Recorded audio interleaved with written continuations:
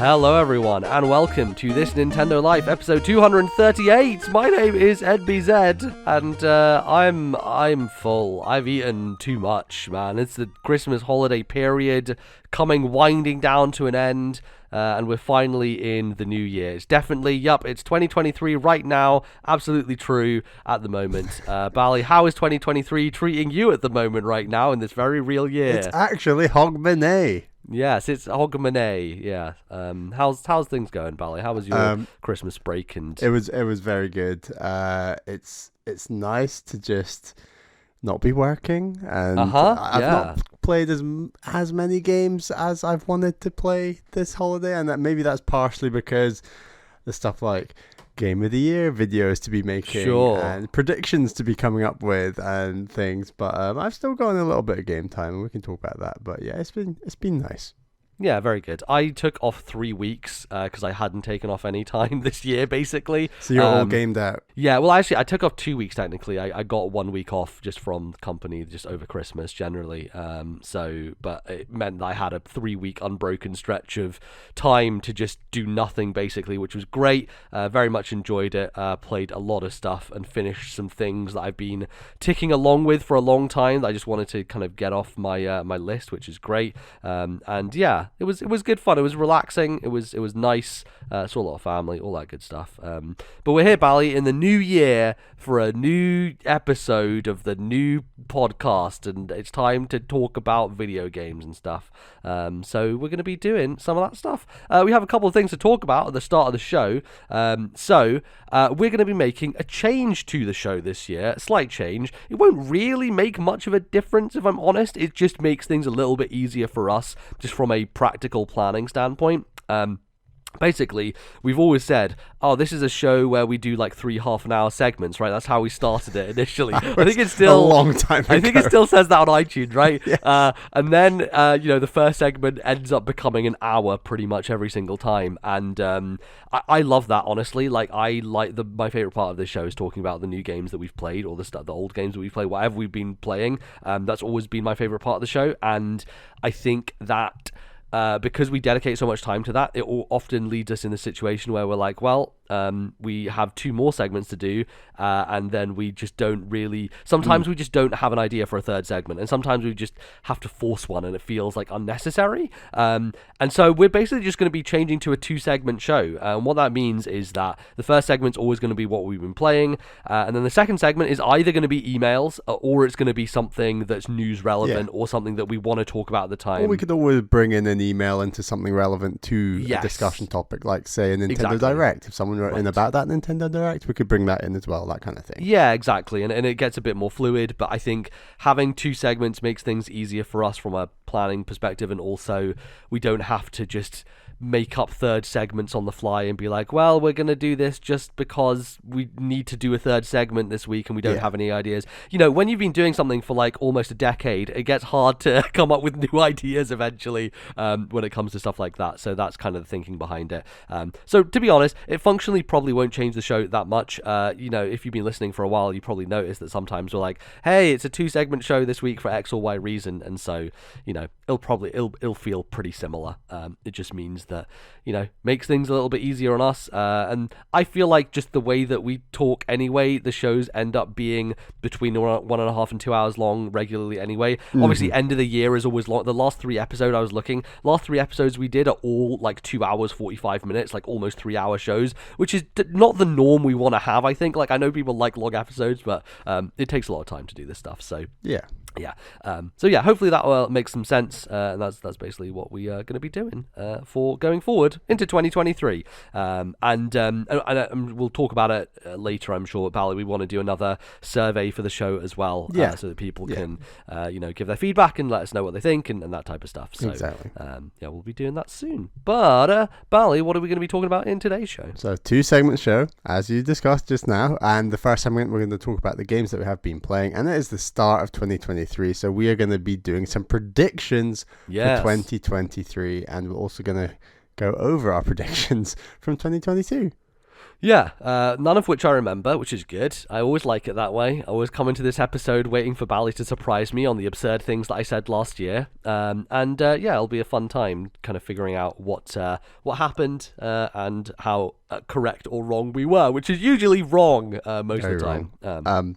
One last thing. We're going to be doing our 2023 game trade at the end of the show. For those who don't know, game trade is when I ask or force or make MBZ play a game in his Nintendo backlog that he has not played, and likewise MBZ does the same to me, and then we make at any point this year to beat that game, and it just turned out last year we actually beat the game trade game at the same time. So last year we've done that both times actually, or both every times, time, right? Every time we've done it. You had Alboy last year that I gave you, and you gave me Bayonetta 2. So yeah, there we go. So we'll be doing that at the end of the show, so look forward to that. But let's kick things off with the video games we have been playing. And Bally, our long national nightmare is finally over for the game that hath long been awaited, the whatever you want to call it, the Prince to the Throne or whatever of Golf Story. Sports Story finally came out. It shadow dropped as part of Nintendo's holiday event. And obviously it had been announced for December, and everyone was like, "Is it coming out? Is it coming out?" I'm like, "Guys, don't worry. I know what's happening because I have a bit of behind-the-scenes knowledge because we had Mortal Shell as part of this Nintendo indie event. You were day one, and we were the first day. So I was like, I know, everyone's like, when is Sports Story? There's no release date. Even Stephen Totillo on Twitter was like, Nintendo sent out their list for this week, and I'm like, listen, Stephen, man, they're doing this event. It's gonna happen. Don't worry about it. So it did, and it happened. And the last day of this indie event, Sports Story dropped on everybody on Christmas Eve. I want to say.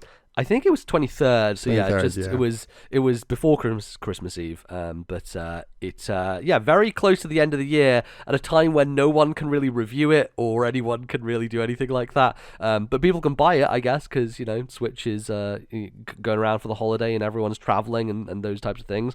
So it kind of worked out. And we have both been playing some Sports Story, which has been pretty cool. Bally, give me your kind of like overall thoughts so far. How are you finding it? Yeah. Is it meeting your expectations? What were your expectations, I guess, going into it, and how are you kind of thinking about it at the moment? From trailers and kind of my expectations, it looked like, right, it's going to throw a ton of sport at you. It's going to constantly mix up the formula, and it'll have that kind of charming RPG going around chatting to people in between. And I'm about 4 to 5 hours in, maybe 4 hours, close to 4 hours, and it's fun so far, but there's certainly a lot less sport compared to the story. And I felt like, at least so far, the pacing, in my opinion, could be a little more sport heavy. And for example, the first main area, I feel like there was an awful lot of like running around, not fetch questing necessarily, but just kind of like working out how to progress the story, this kind of thing. And it took quite a while, and then I feel like the reward for all of that was playing 9 holes of golf, and I was kind of keen to get to the 9 holes of golf a bit quicker, and then I felt like, okay, right now we've played 9 holes of golf, maybe we'll play 18, or there'll be some challenge, and then the story moved on to like something else, and so far out of my maybe 4 to 5 hours, I feel like I've played about half an hour of actual sport, and I kind of want more sport because those mini games and the way they're designed feel pretty good. I did do a tiny bit of tennis and it didn't feel the best, but it felt like, I could get better at this. And yeah, the golf mechanics still feel pretty strong. I quite like them. They're nothing special, but they work for what this game is going for. And yeah, it's a little bit buggy in parts so far. I find that the aiming with the golf aiming reticle is incredibly sensitive, and I don't know if that's just my analog stick or something, but like it's all quite finicky, and I've had like one more major glitch, but otherwise, although the game doesn't run perfectly smoothly, it's pretty playable to me generally.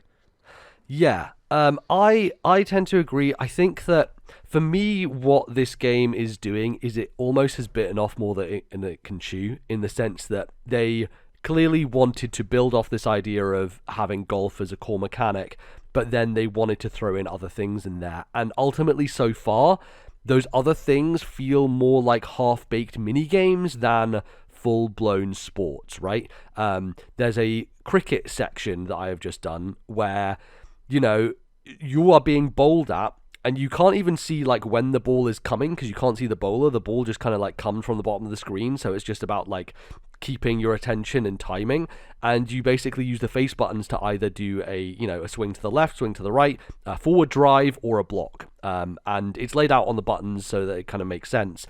But that's pretty much it. Like, there's a little segment where you do French cricket, and then there's a segment where you basically are in the middle of a cricket match and you're just like defending. And that was all the cricket that I had done in that entire section, and it felt very, as I said, like a mini game and far less like doing the actual sport. It's a big build up to a short thing. Yeah, totally. And like, it's a long segment of you're going underground in this area where it's like weird mushroom stuff, and like the visual design is very nice, I will say. The world looks very cool, and I do like the overworld map as well, where you're running around and you can go to those different sections, and they kind of gate it behind licenses. And I was looking up someone else's playthrough, and it looked like they went and did the entire tennis thing first, and they didn't do this underground thing until like 7 hours into the game. I was like, right. Oh wow, so there is a bit of non-linearity to it, because you said you went and started the tennis thing, but then you went away and did went and did like, there's like a little tennis warm-up or kind of tutorial you can do, and the tutorial was actually really difficult. It took me quite a while, but then you have the option of going to the tennis academy, and that, I presume that just follows like its own kind of RPG path where you're improving your tennis stats and this kind of thing. Right. And I was like, I could do that, but I'm going to try doing this underground kind of thing first and reward myself with tennis later, maybe. Yeah, I don't know how far that tennis goes, right? Like, that's the thing for me, is like these other sports do feel like golf still feels like the main focus, and I think that's because anywhere you go, you can still put down a golf ball and use it to hit stuff or to solve problems. And it feels like there's less of it than in the first game. The first game felt like it had a lot of areas where you could find these mini sections and solve little puzzles with golf and do it constantly. And you still have like the balloons, and you have like random things in the environment that you can affect, but for the most part it feels like you are almost sucked into what the story needs you or wants you to do. And sometimes it's just not very clear, right? There's a section in Rustling Vale, which is that first big area that you explore, and you're dealing with basically the Yakuza. One of those characters is literally just wearing Majima's jacket from Yakuza 0, and I'm like, okay, well, they clearly had some inspiration here. And you're kind of like running around trying to... It's quite a big area.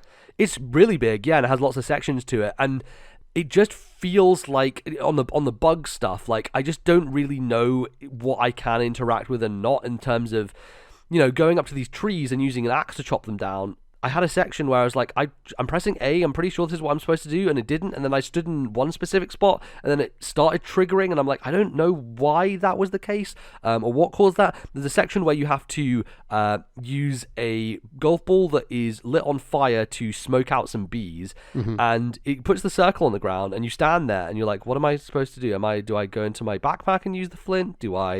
Is there someone, what do I do? And eventually I realized you have to just talk to the guy who's standing next to there, and then he'll be like, I'm going to hit it with my axe, and then now you can do it. Right. So it feels like there's just a bit of signaling. There's problems with signaling of like where you need to go, what you need to do, and like anything on the screen of like, an arrow pointing you in a direction of like what area you need to go to, or stuff like that. Just would have been nice quality of life to help things along. It does feel like this game came in very hot, in terms of like, the first bug I found was going back to the hotel and, getting in the shower. There's a wall where the shower is before that room, and if you go into this corner next to the table and the wall, you can bug yourself into the shower, because the prompt just shows up. There's multiple little things that have, at the very beginning, the opening beach area, I had a bug where I went into golf mode, and then I tried to get out of it and I couldn't, and I could see my character running around, but the screen was still stuck on that golf mode screen, but my character was still like running around, so I had to like restart. And that's when I realized that this game doesn't do a lot of auto saving. you have to manual save a lot of the time, and I'm very much kind of like a serial saver just because of my history with save games disappearing and all that sort of stuff, so I've generally been okay. But I was watching Jeff Grubb stream this game, and he didn't seem to be enjoying it very much, and he was like in that Rustling Vale area, and he'd done a bunch of like side stuff, and he's like, whatever, we'll play this later, I'm going to play Wave Race 64, and he shut it down, and I was like, in the chat, I was like, Jeff, you need to save, and then he just shut it down. I was like, welp, and he's like, no, that's not, you guys, that's not true, and then he loads it back up, and he's back at the start of the Rustling Vale area with the person calling him on the phone.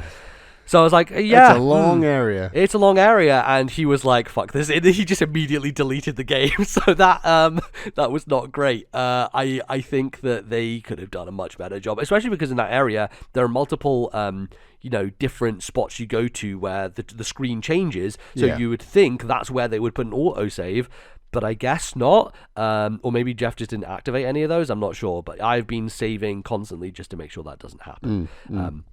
And yeah, you're right, like there's not a lot of sports going on. It just feels very fetch questy. It feels like you're just kind of...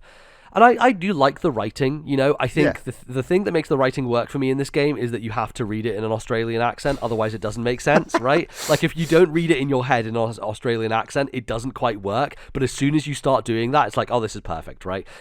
Which makes sense, right? Because that's, sidebar Aussies, and that's kind of their kind of like voice that they're writing in. They're kind of caught between a rock and a hard place, because Golf Story worked so well because it was the quirky writing combined with some pretty solid golf mechanics. Yes. And it felt like a really good balance of the two. But then the second you're trying to factor in a bunch of other sports, trying to get the balance right between golf, the other sports, and the storytelling, the writing, is a much harder task. And in a way, even before they move on to any other sports, that first area, Thingamy Vale, what's it called? Rustling Vale. Rustling Vale, like, even though that's only golf focused, it still felt like the balance was off compared to the first game. And I think that's a little bit surprising and a little bit disappointing, but I'm hoping that as the game progresses, it all opens up a bit more. You have access to more sports, and it becomes a little bit more sporty and a little less talky. That's what I'm kind of hoping for, and I wouldn't rule it out from happening. But I'm a bit disappointed to hear like what you think about the cricket, because I know I'm just about to get to that part, and I was looking forward to a bit of cricket. So, do you know if cricket is just a small mini game and not like a fully fledged thing? Because it feels like tennis is going to be a little bit more fully fledged, not to the point of golf obviously, but like a bit. I know there's a tennis academy, for example. Like I can tell that it's going to be more. There's a license, right, where the mall is cool, actually. I do like the mall where you go in there and there's a bunch of different stuff, and I do like this idea of every plant pot just has money in it, and that's how you get cash, is just going to random plant pots and picking up money, and that's kind of scattered throughout the game, and in the mall you do have the tennis shop, and I don't think there really is a cricket shop in there, so I would imagine that the main sports is probably tennis and golf, and then maybe there's one more, I'm not sure, because it looks like there's a bridge that's broken that will get fixed, and then you go across to like another part of the map. Yeah, you've done the little bike minigame thing, right?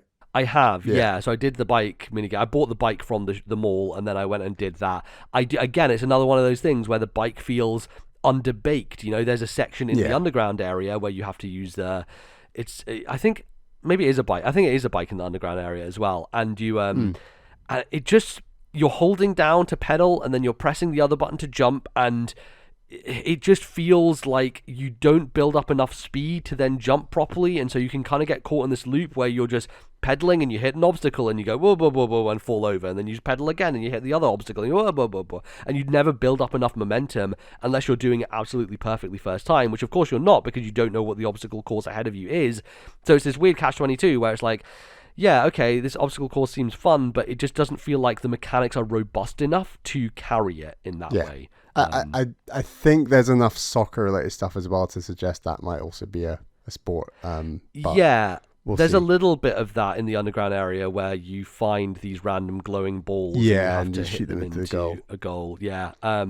Which, it just feels like they're sprinkling in some of these sports in areas before you get to them, which is interesting. And I don't know. We'll see how it goes, but it just feels going through that second area, to me, kind of solidified as this is going to be the structure of the game. Right. So I don't. Was the I second feel area like as long as the first area? it is, yeah, Okay. and maybe a little bit longer actually. There's multiple things you have to do there, and like finding this cricket team and going underground and like going through these mine carts and all this other stuff. And I like the variety. Like there's a fun thing where you have to get these this like vial from some professor, and you use that to hit these mushrooms so that they can become bouncy. Then you bounce on the mushrooms. Like there is a good amount of variety, but it does feel like one big Link's Awakening trading quest in a sense of like, well, I need to get this thing for this person to get this thing to this person, and then eventually we'll get to the end, and then we'll do a little bit of sports, and that will be it. And that was, I think, the disappointment with the cricket was like, oh, they start teaching you cricket, and they're like, okay, in this underground area, we're going to practice with the cricket team, and then you get to the match, and the match is like, well, the captain's out because his bat broke because he was sad, and then you have to go in his place, and then you just kind of block like 10 balls in a row, and that's it. And I was like, oh, okay, there's not more to this. Is that all the cricket we're going to do? That for those going into the game, perhaps Americans who are very unaware of cricket, to go and then that be their first experience of cricket it's not a great start. No, it's not. Especially, Australia is a country that is well known for cricket, and I don't know. I'm not sure they're doing the best service to their country in terms of representing the sport in this game. I hope there's more of it. I hope it gets a bit more deep, but like. They have a fun twist on it because like instead of bowling, you then have to use your golf skills to hit the stumps. The stumps are in fact like a rubbish bin. Actually, they don't have real stumps. But then you like use your golf skills to basically bowl at the opponent, which is a fun little thing. But it's the one other thing that they do in that section. And yeah, it feels like, I don't know how far this Tennis Academy stuff goes, but given what things have been happening so far, it feels like you're going to go there, you're going to do a bunch of fetch quests, and then you'll have like maybe one tennis match at the end, Yeah. But we'll see. I'm reluctant to pass judgment so early on, but are we already getting towards a point where we're thinking, maybe they should have just gone for either tennis story or cricket story? And yes. There was a real bread and butter structure to the first game where I felt like the little story sections were much leaner and quicker, and then you'd get to playing your 18-hole round, and there were maybe like 6 or 7 courses in the game as well, which was a nice variety. I felt like you got to that much faster, and I don't know, just so early on, don't want to judge it, but it felt like my first 5 hours of Golf Story felt so much stronger than this, and I don't think it's just the fact that they've mixed up a few other sports, but maybe that will be a bit more wearing as the game goes on. Yeah, I think that's the ultimate problem. As I said, I think they bit off more than they can chew, in the sense that with Golf Story, they had one major mechanical thing to focus on, and they really polished it, right? And the golf feels good, and it has the nuances that you want, and it has the depth that you want. The rest of the stuff here has none of that, and that's the problem, is that it's called Sports Story, but really it's Golf Story plus a bunch of like one-off little fun things that aren't really sports. And I think it's just too ambitious. Like you said, if they had focused in on one other thing and just done Tennis Story, which would have made sense from the Mario sports perspective of like, Mario Tennis and Mario Golf are the two famous RPG games from Nintendo. So like it would have made sense to go from golf to tennis. And it sounds like tennis is the other main focus here, but in them trying to do cricket and football and do this bike thing and trying to do like all these other little extra additional kind of ways to interact, every single one of them feels underbaked and therefore not very fun to engage with, and it just doesn't quite work. I think we're both probably around the same amount of time in, and I don't know, I'm interested to see where it goes and what other stuff they have, and again, I do like the writing. I find it charming. I do find sometimes it's very non sequitur in the way that it just kind of like will say something that doesn't make sense and then go to another person. I'm like, I'm not really following what anyone is saying here, type of deal. But yeah, I don't know. I get that as well. And then I kind of step back and be like, maybe I'm just really bad with Australian humor sometimes. And saying that as a Brit, I thought our senses of humor were more similar, but sure, I'm starting to think less so. I don't know. There's lots of oys going on every time. Oi, oi, oi, which is a funny little thing that I don't know if that's like a thing that people do over there, but maybe it is.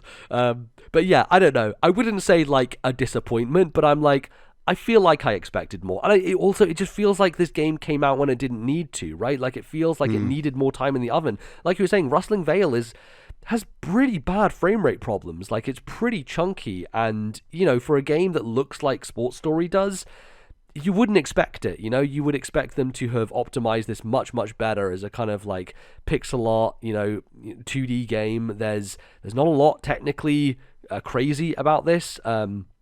Yeah, it feels like they could have done a lot more, given more time, I think. And I think that's the thing that, even though it feels like we've been waiting ages for it still feels like it came out too early, given the state of it at the moment. Definitely needs a lot of bug fixing. It just feels unpolished, you know? It just has those elements of, like, you know, there's actually, you do a golf segment in the underground area as well, so it is another golf course, so you'll be happy to hear that. But there are those rocks, right? And if you are in front of a rock, there's not much you can do. Like, it completely fucks you over, and looking at the trajectory of your golf ball, it doesn't tell you you're going to hit the rock. So multiple times I'm, like, slightly in front of a rock, and my trajectory doesn't say I'm going to hit it, and then I hit it, and it just knocks into the rock and goes off in another direction. I'm like, for fuck's sake. Okay. I'm hoping my sulky golf skills will get me through that bit. Yeah, I'm sure you'll be fine. I'm just not that good. But the nice thing, at least, is that it doesn't force you to win any of those, right? They have a score that you should be trying to beat, but it doesn't matter if you fail it. Because I had to retire on 2 holes because that's stupid. Like, there's a void kind of, it's a bunch of empty space that you can fall into, that type of stuff, and that obviously will take 2 shots off of you if you fall into it. So I had to retire on 2 holes because that stuff, and yeah, I got very frustrated. And was it a full 18 or was it another 9 hole? No, it's another 9 hole. So weird. Yeah, weird. Yeah, it's weird. And yeah, I don't know. I would say if people are interested in this, I would wait probably until they patch it at the very least, just to get it in a more stable state. Supposedly they have done a patch, but it takes time to get through at Nintendo's end. Yeah, that's the problem. It always takes time to put patches through. Nintendo have a very, let's say, elongated process for doing that stuff, and it takes longer than other places. Like Steam, for example, you can just patch and it's done. Consoles, you have to go through a lot more hoops, and that's unfortunately the case. So I'd give it a couple of weeks and wait and see. I don't know, I've not seen a lot of chatter around this game on Twitter, and I think it's kind of just fallen like a lead balloon. It feels like it had so much anticipation, and now it's come out and people are like, oh, okay, you know, it's not really hit there. I'm hoping the tennis quest line is pretty good, and I'm hoping we'll see. Maybe the golf opens up a bit more later, and even if there's a little bit of dodgy cricket and soccer along the way, I'm hoping that the sports come true. But maybe I'm being overly hopeful, because the first 5 hours or so is slow build. Good. It's fine, yeah, you know, but it's I don't think it has the same impact as that original, and that's partly a problem with a sequel as well, as we've talked about many times. It's like you're never gonna surprise in the same way, so you kind of have to pick up the slack, and they're kind of going for the variety thing, but I think they just have fallen down in the sense that the variety is there, it doesn't feel polished enough to satisfy, unfortunately. So that's how it goes. Cool. There was another short game that I played over the holiday called Alba. I think it's a wildlife tale or something, a wildlife adventure, something along those lines. It's on Switch. It's on Switch, yeah. And it is it's basically like a little photo-taking game. So, you know, we played a bit of, what's it called, Crazy Birder? Something, Casual Birder on Playdate? Yeah.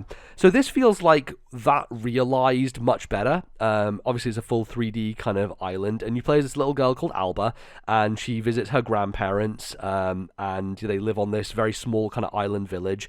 And, you know, there's pollution going on in the place, and there's a big company who wants to take over and build a hotel there, and take over the kind of natural beauty of the island. But the island is home to lots of kind of rare birds and lots of rare animals and stuff like that. And your objective is basically to go around and explore this big island, and take pictures of everything. And it's just really, really nice. I think it's one of those games that mechanically is not very deep, but has a lot of satisfying little moments to it. You know, like the feeling of taking the camera out and of getting a shot is very satisfying. There's no kind of rules around it. It doesn't do a Pokemon Snap style, like, judging your photo or anything along those lines. You basically, as long as you have the animal or the bird in frame, and it can recognize it. It will take the photo and it will register it to your kind of logbook, and your logbook has every bird or every animal on the island basically, and there are these little boards as you go around they're like when you go to like a park or something, or like some kind of, I don't know, area like historical site, there are those boards that like talk about the history of the place and things like that. They're kind of like those, but they have 4 different photos, and you have to put the 4 different birds that you have taken pictures of on those to kind of complete them. There's a little bit of completionist stuff here.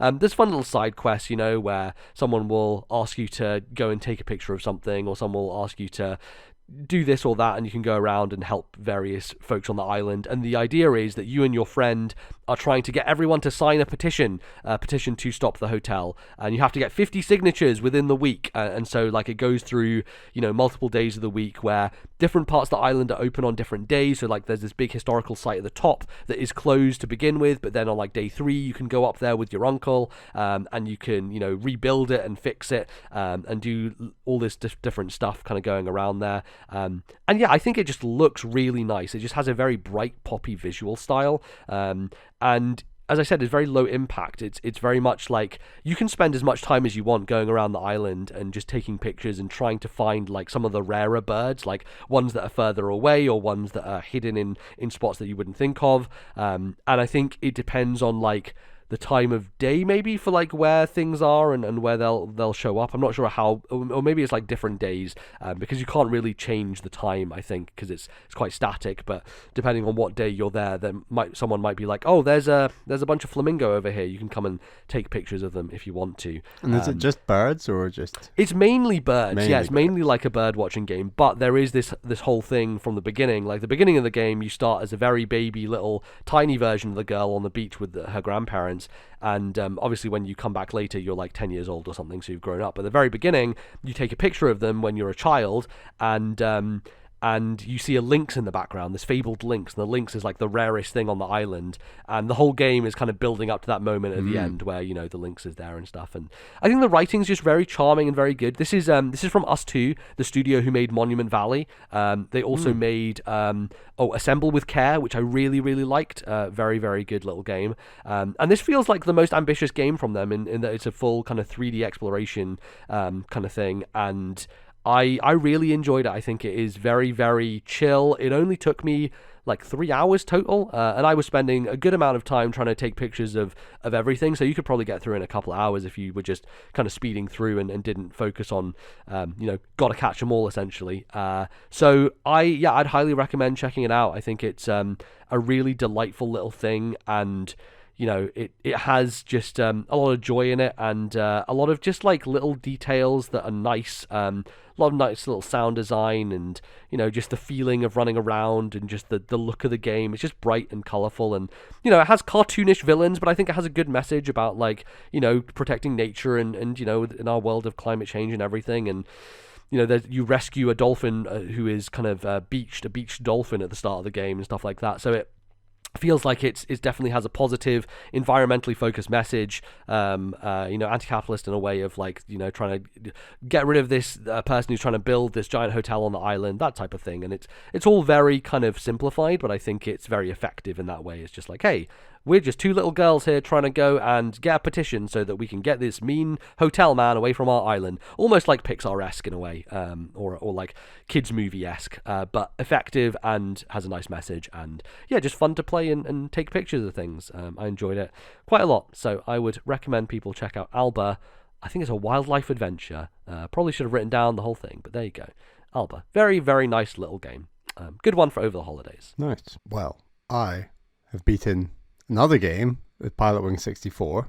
Very nice. And I don't have a huge much more to say about it. I think that, compared to Pilotwings Resort, where I went and 100%ed every single mission, this game is just a little bit too hard to do that. And I definitely was turned off by just some of the difficulty in the later levels to try and achieve that kind of perfect result on every single mission. But I still think this game really does hold up and runs fantastically well on Nintendo Switch Online with like nice smooth 60 frame rate, and it looks chunky and like an N64 game, but it just runs beautifully well and is very clear and crisp. And Some of the missions are a little more quirky, I'd say, than Resort, for example, where there's like this. I don't know if you remember the trophy back in Smash Brothers Melee, but there's like it's called like the Mecha Don or Mecha Dragon or something. Do you remember this trophy? No, I don't remember it. No. And it said from Pilotwings 64. I was like, that's weird. And then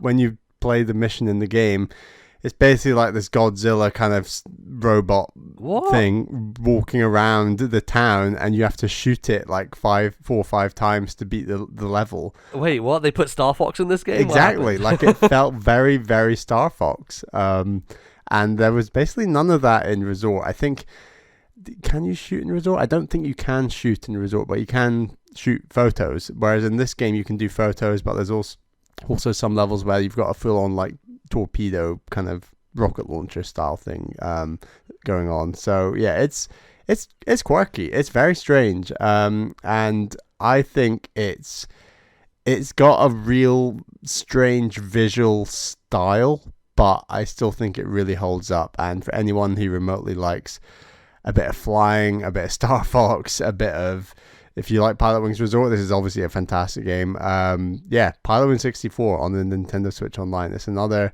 N64 gem that I'm glad I got back to, because it's really good, really, really good. And it's kind of, now that I've beaten it at the end of last year, end of 2022, I guess it'll count for my potential game of the year that didn't come out this year for the end of 2023. Right, yeah, it's in that weird middle. It's in the weird window, you know. Yeah. Especially because we recorded earlier this year, so it's early, probably even more so, because I've got a few games like that which are kind of hanging in that weird balance that it's always hard to remember them, because you're like, well I beat that last year, but you know, it's like with the Game Awards, especially like after the cutoff date, it's like, oh well, Halo will be eligible next year. Well, guess what happened? Halo was far off getting nominated, wasn't it? Yeah, exactly, because everyone just puts it out of mind, so it's just one of those weird things. Yeah, did you use much rewinding in 64 for some of those harder segments, or were you just like, nah, I'm just not going to try it? No. They don't have like formal rewinding, as it were. Oh, the N64 doesn't, does it? It just has save states, right? States, yeah. But I didn't save state cheese any levels, no. I was hardcore. And seems like there's been a bit of a theme here of you going back to these N64 games and them just being very hard, you know, which I think speaks to the fact that we weren't just bad as a kid. Games were just harder back then, games generally. were harder. And yeah, more unforgiving. And they were also more brutal when it came to stuff like checkpointing, save points. These kinds of things were all much harder as well. It wasn't just mechanically more difficult. And yeah, I think it's a good example of how games have just gotten a lot more, not necessarily control better, although they do, but I do think these old Nintendo games handle generally very well, and it's a testament to how amazing Nintendo are as a developer. But yeah, Pilotwings 64 would highly recommend. I know that there's a wave of more 64 games coming shortly, but this one's one to check out. Yeah, I am surprised that there hasn't been more of an update in terms Are of you? different... no, in terms of different systems, because I expected in September they'd be like, and now it's Game Boy games. Oh, right, for another, you know, they were like, no, we're just going to do more N64 games. I'm like, you're kind of running out of N64 games, you know, we're getting to the N64 is a shallow library for very sure. Shallow. And yeah, it's shocking that like Game Boy and Game Boy Advance haven't come Weren't yet. they like data mined like ages ago? People were like, yeah, this is happening. It's like, I think it was like back in the summer. Yeah, I'm pretty sure.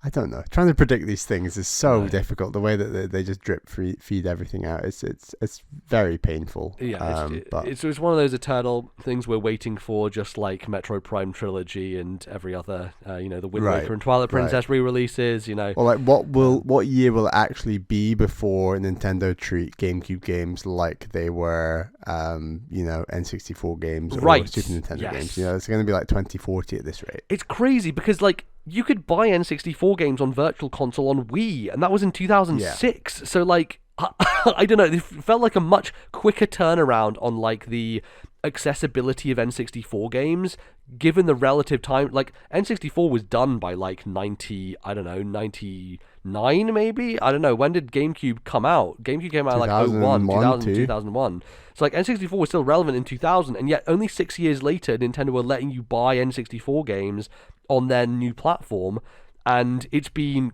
like almost 20 years since GameCube, and we still don't have a way of buying GameCube games, which is it's frustrating to say the least. But hey, that's why everyone has a Steam Deck, right? That's what everyone's doing now. Is playing. That's how you play GameCube games, which is certainly what I'm going to be doing. But we'll see. We'll see how Nintendo gets around to it. Maybe one day. Who knows? Awesome. Well, the last thing I wanted to check in with here is that I've been playing a bunch of stuff over Christmas with various family members, and I think it's just an interesting kind of thing to get the perspective of people who don't really play games that much when it comes to these things. So played a bunch of Jackbox stuff and What the Dub, Bally's favorite game of all time, What the Dub, which we played so much at your stag do that it was almost overkill, but it was very, very enjoyable. And What the Dub is interesting, right? Because like with family members, it's a slightly different vibe than drinking at 2 a.m. Everyone's pissed off their mind, but it's still very funny. I think the effective thing about that game is you can be funny without being rude. You know, like you just have to have the right non sequiturs. You have to have the right. And to describe what this game is basically you get a bunch of movie clips, old movie clips from like black and white movies, and they basically take out some of the audio. So they'll have like one person saying a line, and then another person will say the line, but the audio will be removed, and you have to write what that line says, and then like a Siri-like AI voice reads your line back, and it plays the clip back as it does it, and so it plays all these clips in a row back to back, and it's just very funny. It's just like a bunch of you just see a bunch of jokes like back to back essentially, and then you have to basically pick your favorite one, which one you found the funniest. And yeah, I think it's just, you know, even if it's not going like super rude, I think it is one of those games that is very effective, and it was the one that everyone was able to get into quite easily and understand quickly. I think that's the tricky part about some of these games over Christmas, especially with older folks, is that just getting the literacy, the video game literacy behind it to like know what's going on. Like we played Jackbox Trivia Murder Party, which, to be fair, and everyone was like, oh, these are 2 American questions, and like, yeah, they kind of are. They're slanted in the direction of like US-based stuff because that's where the company came from. And also I think the earlier Jackbox games were generally a bit more skewed in that direction as well because they hadn't a global audience as much. But yeah, Trivia Murder Party is like, well, okay, so you're going to answer these questions, but then if you die, you have to do a mini challenge, and then that's also going to determine whether you get back in the game or not. And then if you do die, then you can still play, but then at the end you have to do this chase thing where everyone's chasing behind and everyone still answers the questions, but it's multiple choice. But then when you break it down, there's actually quite a lot that's going on there, and it basically just adds a lot of flavor and sauce on top of a basic trivia game just to spice it up a bit. I think it's good still, but I think it's maybe a bit of a higher barrier to entry than I maybe expected it to be, because I was like, oh, everyone knows trivia, right? But it's a little bit more layered than that. And you know, so you got my dad trying to do this thing where it's like, here is a block puzzle and remember all the red blocks and then replicate them on your phone. And it's like, I mean, I guess you can do that, but I'm not sure if it's going to turn out great. You know, like it's one of those weird things. So, yeah, so those games are fun. And, you know, I think Quiplash was probably the best one of those. Quiplash is the one where you basically, you get a question and you have to come up with a funny response to it. And it goes head to head with different people. And then, what's the fibbage. Fibbage is the one where you have to come up with lies, convincing lies, basically. So it'll be a question of like, in 2005, Johnny Depp did this thing. What did he do? And then you have to come up with a convincing lie, basically. And then you get points if someone chooses yours as opposed to the right answer. Yeah, Fibbage is pretty good. So those ones are kind of like the more basic ones that are easy. I know Jackbox. I've got all the Jackbox games. Like there was a Humble Bundle where I bought all of them just for stuff like this. And I've done it at work before with folks, but the Jackbox games get more and more complicated, I think, as the years have gone on.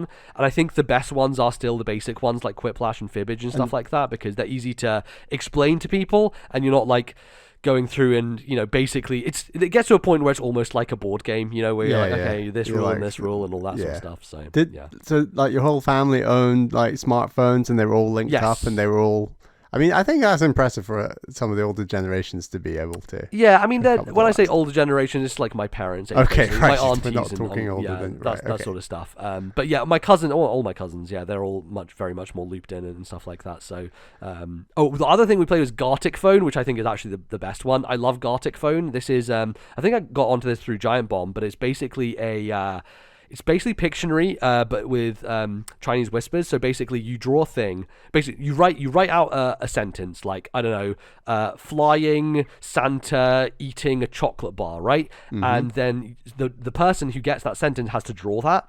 Then that drawing gets sent to another person who has to game, who has to say what it is, and then that gets sent to a next person who then has to draw what they said. So it's this chain, basically, this chain of drawings and phrases, and it takes a while because you have to keep drawing and stuff like that, but the payoff is so good at the end, because then you go through and you see the chain in real time, and you see like how far off from the original it got, and it's obviously better with more people. I played it with work a few times, and it's very, very funny. So like the more people you can get, the better. But I think we had like 6 people playing it, and it was more me and my cousins, and it was very, very funny. That one is probably my favorite, actually. I think Gartic Phone is excellent, and highly recommend for gatherings. That one is really good.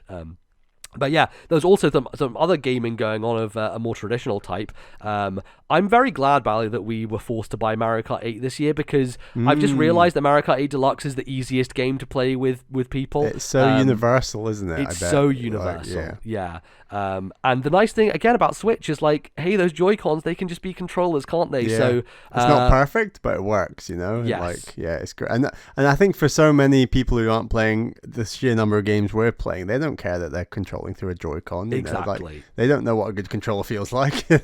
Like, it makes a big difference. It does. So I had a couple of sessions, one with my cousin's kids, who are 7 and 9, I want to say. So they're like perfect. What's their gaming history? They have a Switch and they play every Lego game, basically. Okay, right. So, and they've got Animal Crossing. Could definitely be worse than that. Yeah, and they've played Mario Kart before, so they know what they're doing, basically. But they came around here, actually this was before Christmas, they came around here, and I was upstairs playing Final Fantasy 14, and they came up and they're like, "Oh, what is this?" I'm like, "Oh, this is an MMO." They have no idea. This is an adult game. It's very I was like, "Look at this. This understand. is my character that I made, and I'm killing a tiger." And they're like, "Oh, this is cool." And I'm like, "Right, let's play some Mario Kart." And they hadn't played the DLC yet, so I was like, "I'm going to introduce you. Look, I'm cool here. I've got the DLC." They're like, "Oh, we've not seen these courses," so they're very excited about that. And again, like I just played on the Pro Controller, and of course they're tiny, so the dinky Switch controllers on the side are basically the perfect size for their hands, so that's fine. So yeah, I played some DLC with them, and then on Christmas, my other cousins were there, and they're all of a generation who grew up with games, so they just have a bit more of a. Is this the FIFA crowd? No, this is my mom's side of the family, right. So this is different cousins. But they, I think they're more, up for playing stuff. Like my cousin actually had a Switch OLED that he had bought, and he's a model, so he literally goes around the world, and so he's traveling a lot, and. So yeah, he'd bought a Switch OLED, but it meant that we had enough controllers, because using one of his as on the side as well, so we could do a 4-player race, and it was just really fun. It was very fun to have a 4-player local co-op Mario Kart session, which I've not really done in years. So I think it works really well. I do notice the 30 frames, because obviously as soon as you get past 2 players in multiplayer with Mario Kart, it drops the frame rate down, so you do notice it, but it's still surprisingly quite playable. And I think that my cousin actually was a demon. Like he was playing Donkey Kong, and he came first in every race. I'm like, Jesus Christ, man, what have you been doing? Been smoking some Mario Kart recently, like, and he's did very well. So it was good fun, and I really enjoyed doing that. And Mario Kart is just one of those universal games that is so easy for people to play and pick up. And then the very last thing is on, I think it was not Boxing Day, it was the day after, the 27th, where I was at my other side of the family, my dad's side, and that's where my cousin's kids are. And I was just on my laptop just trying to get the free Epic game for the day, and they were in the other room as well, and they're like, "Oh, what have you got on this? I want to see what video games you have." So I showed them Vampire Survivors, Bally, and I sent you a video of them playing. Basically, I started playing Vampire Survivors, and they're like, "What's this?" And I'm just explaining it as I go along. And it's just remarkable how kids just pick up on things so instantly and just instantly understand games. And like within 10 minutes, I was like, "All right, you guys have a go." And so they start moving around and start playing it, and they just getting really into it. And like, "I need the garlic," and like, "Oh no, get the holy water," and like they start learning the meta of Vampire Survivors like within like half an hour. it was very enjoyable. And then I did a full run and showed them how crazy it gets at the end and all that sort of stuff. So yeah, I think it's just it's cool to see that game that I think, in hindsight, having played a lot of it over the holiday, probably would have put it on my top 10 list now and maybe bumped off Pokemon if I'm honest. But that game is which Pokemon so game good. would you have bumped off? Both of them, of course, because they're both number 10. I think you mean all three of them. Yeah. No, look, Scarlet and Violet are one game. Okay, Come on, let's not do I'll this. I'll give you that. Let's get not ahead of ourselves.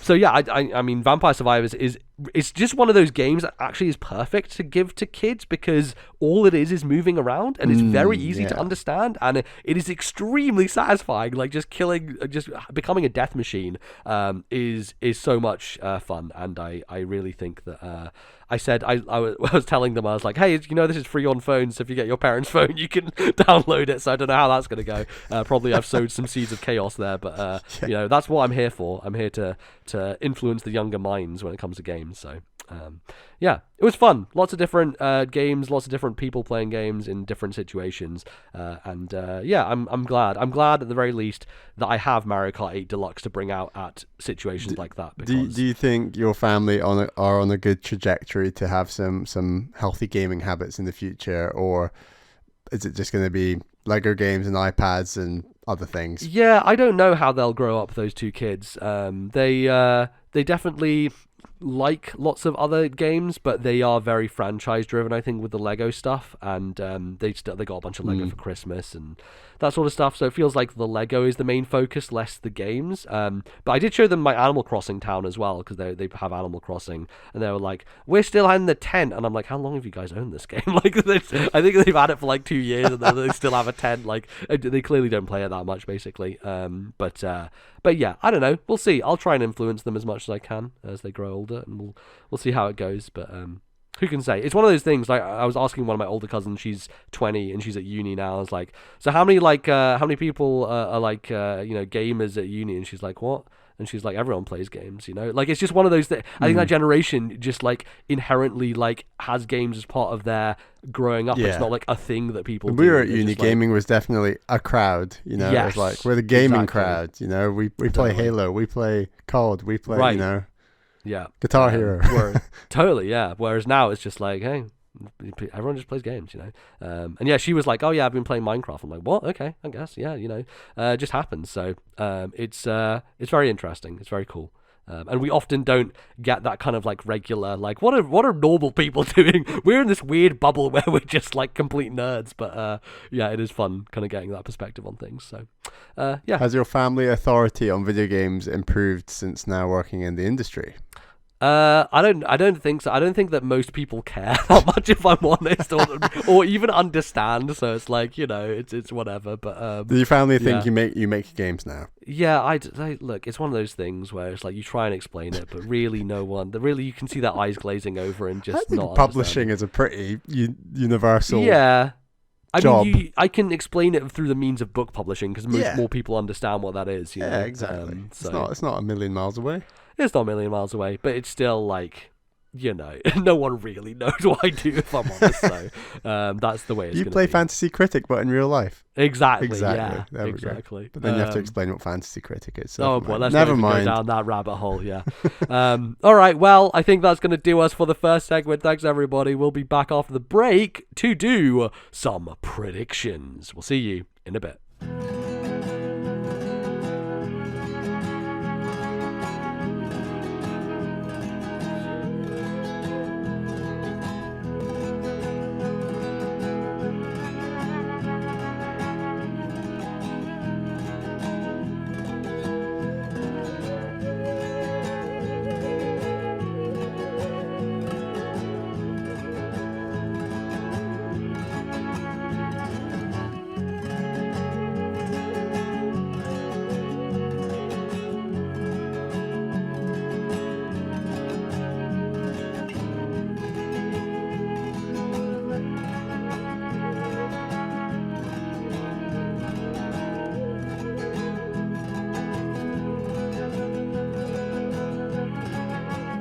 Alrighty everybody, welcome back to the second part of today's show. It's time to look ahead to use our glasses, our goggles, to peer into the mists of the future and figure out what, in fact, Nintendo or anyone surrounding Nintendo will do in the next 12 months' time.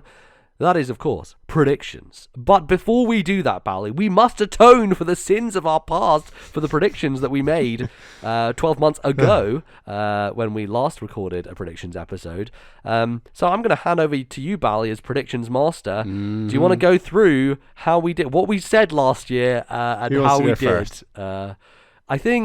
I think I went first last time, so maybe do yours first. I'm going to go first. Here we go. Right. My first prediction from 2022 was the Mario film will be a roaring success and probably be a fun romp akin to Sonic. Will be weird, but ultimately does what Nintendo wants it to do. The film will have a post-credits scene featuring Wario and Waluigi played by Tom Hanks and John Goodman.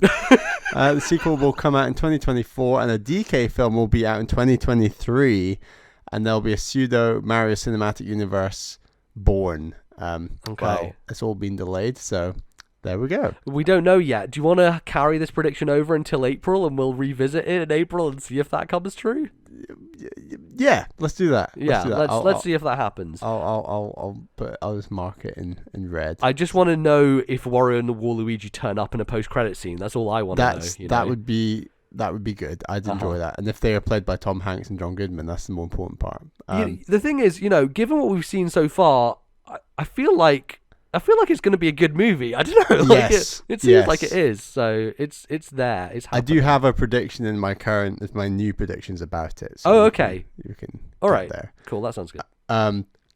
2022 will be another completely silent year for Metroid Prime 4, which will mean that the rumours for an HD remaster of Metroid Prime are true. Just the first game is on its way to Nintendo Switch in summer.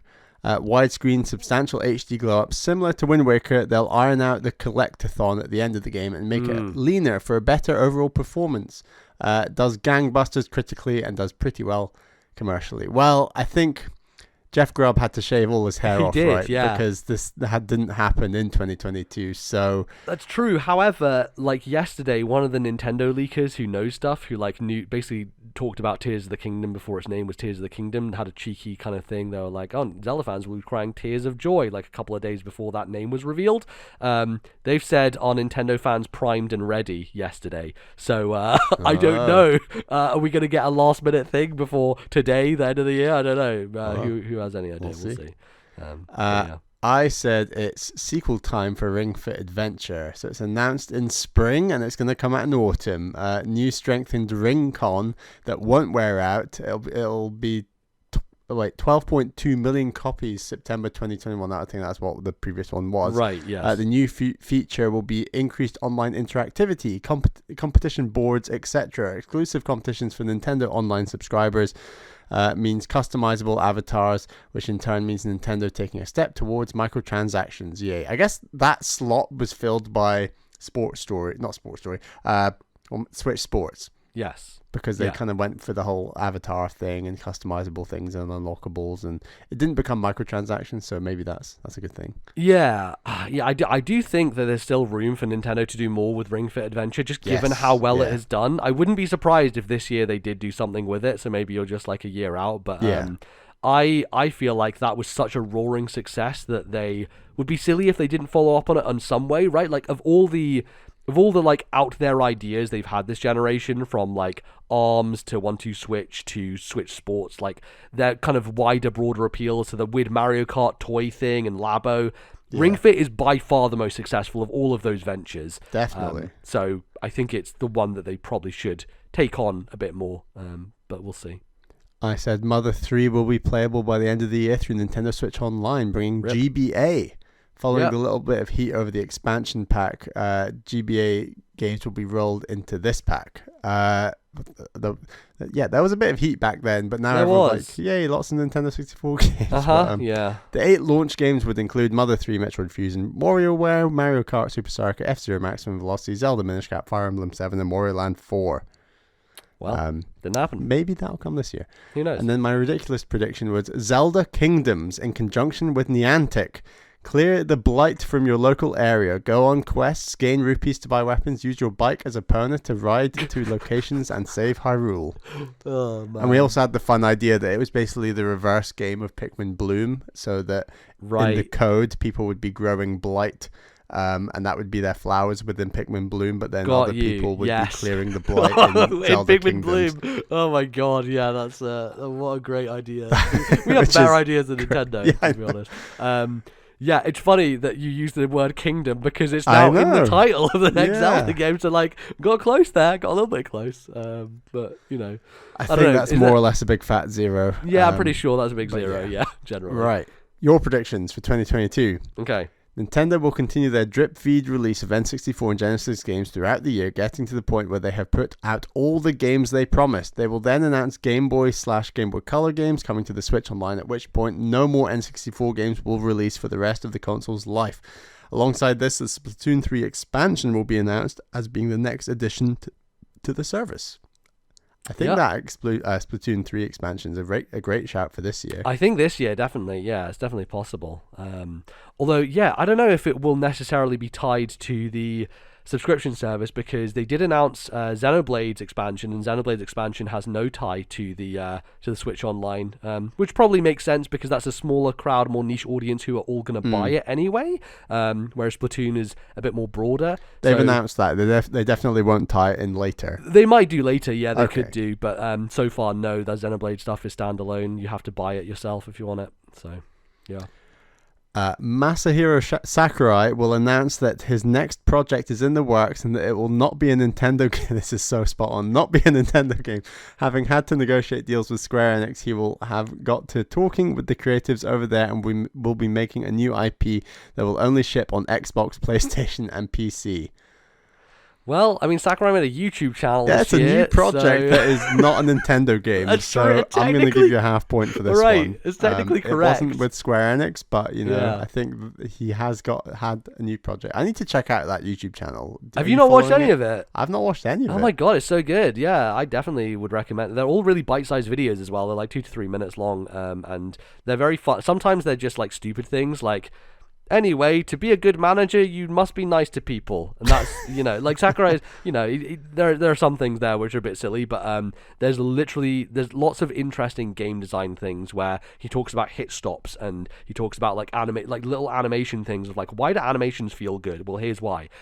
Those type of things are really interesting. He just did a video, like a 10-minute video, that's basically a let's play of Last of Us Part 1, where he's like praising the accessibility features. It's super interesting stuff. So yeah, Sakurai out there doing, and I think there was an article saying, like, he said, I'm semi-retired now, which I don't know if I believe him, because that man, semi-retired for him basically means I'm just going to work a regular person's day as opposed to 20 hours a day. So I'm just going to work full-time on this YouTube channel. Yeah, exactly. But yeah, that's cool. You said that Nintendo, late to the party as ever, will finally announce that themes and folders are coming to the Switch in a new update. However, you will not be able to buy themes on the 3DS. You will not be able to buy themes like on the 3DS eShop. Right. There will be 5 new themes, all basic colors with no frills. The folders will be limited to only 10 total, and you can only label them with an individual letter. Everyone will be happy at first, but these features will be compromised on every front. They released compromised folders. They did. Yeah, they did release compromised folders. They don't even call them folders. They're they not even call folders. them like groups, and they are a pain in the arse to manage to the They point suck. where I've basically given up on them at this point. I've given up on them. I just want bucket folders, please. It's a joke. It's really and bad. I'm pretty close to giving you a full point for that, because it is a pretty it's spot so on. bad. It's so compromised. They've introduced bad folders, and that's, So 1.5 points, and I'm impressed. All right. F-Zero will get its redemption. In the month that F-Zero X is planned to launch on Nintendo Switch Online, Nintendo will announce in a direct that F-Zero GX is getting a remaster titled F-Zero GX Extreme. As it happened with Advance Wars, it will be co-developed with another smaller Western studio, Shinen. This will be their test to see if they can make a full-blown F-Zero game. Well, Shinen had a game announced in there, and stealth dropped, I want to say. Yeah, they did. Is it a penguin thing? It was called the Punch Win, yeah. Punch Win. It's basically like a match 3 game where you're a penguin with a boxing glove. It's very weird. Not exactly my next predicted game from Shinnen, but no. I'm glad they're doing weird stuff, but I don't know. I didn't really. It's not my thing, so we'll see. Yeah, we'll see what they do next. Yeah. All right. Is that all my predictions? Last one, a bit more wild. Nintendo, in their infinite wisdom, adding features to games years late, will attempt to reboot ARMS. They will not release ARMS 2, but instead will announce a new single-player campaign for the original game that will be akin to the update they gave Animal Crossing New Leaf. ARMS 2.0, if you will. They will also add multiple new characters, including a weird long-armed Mario and Link.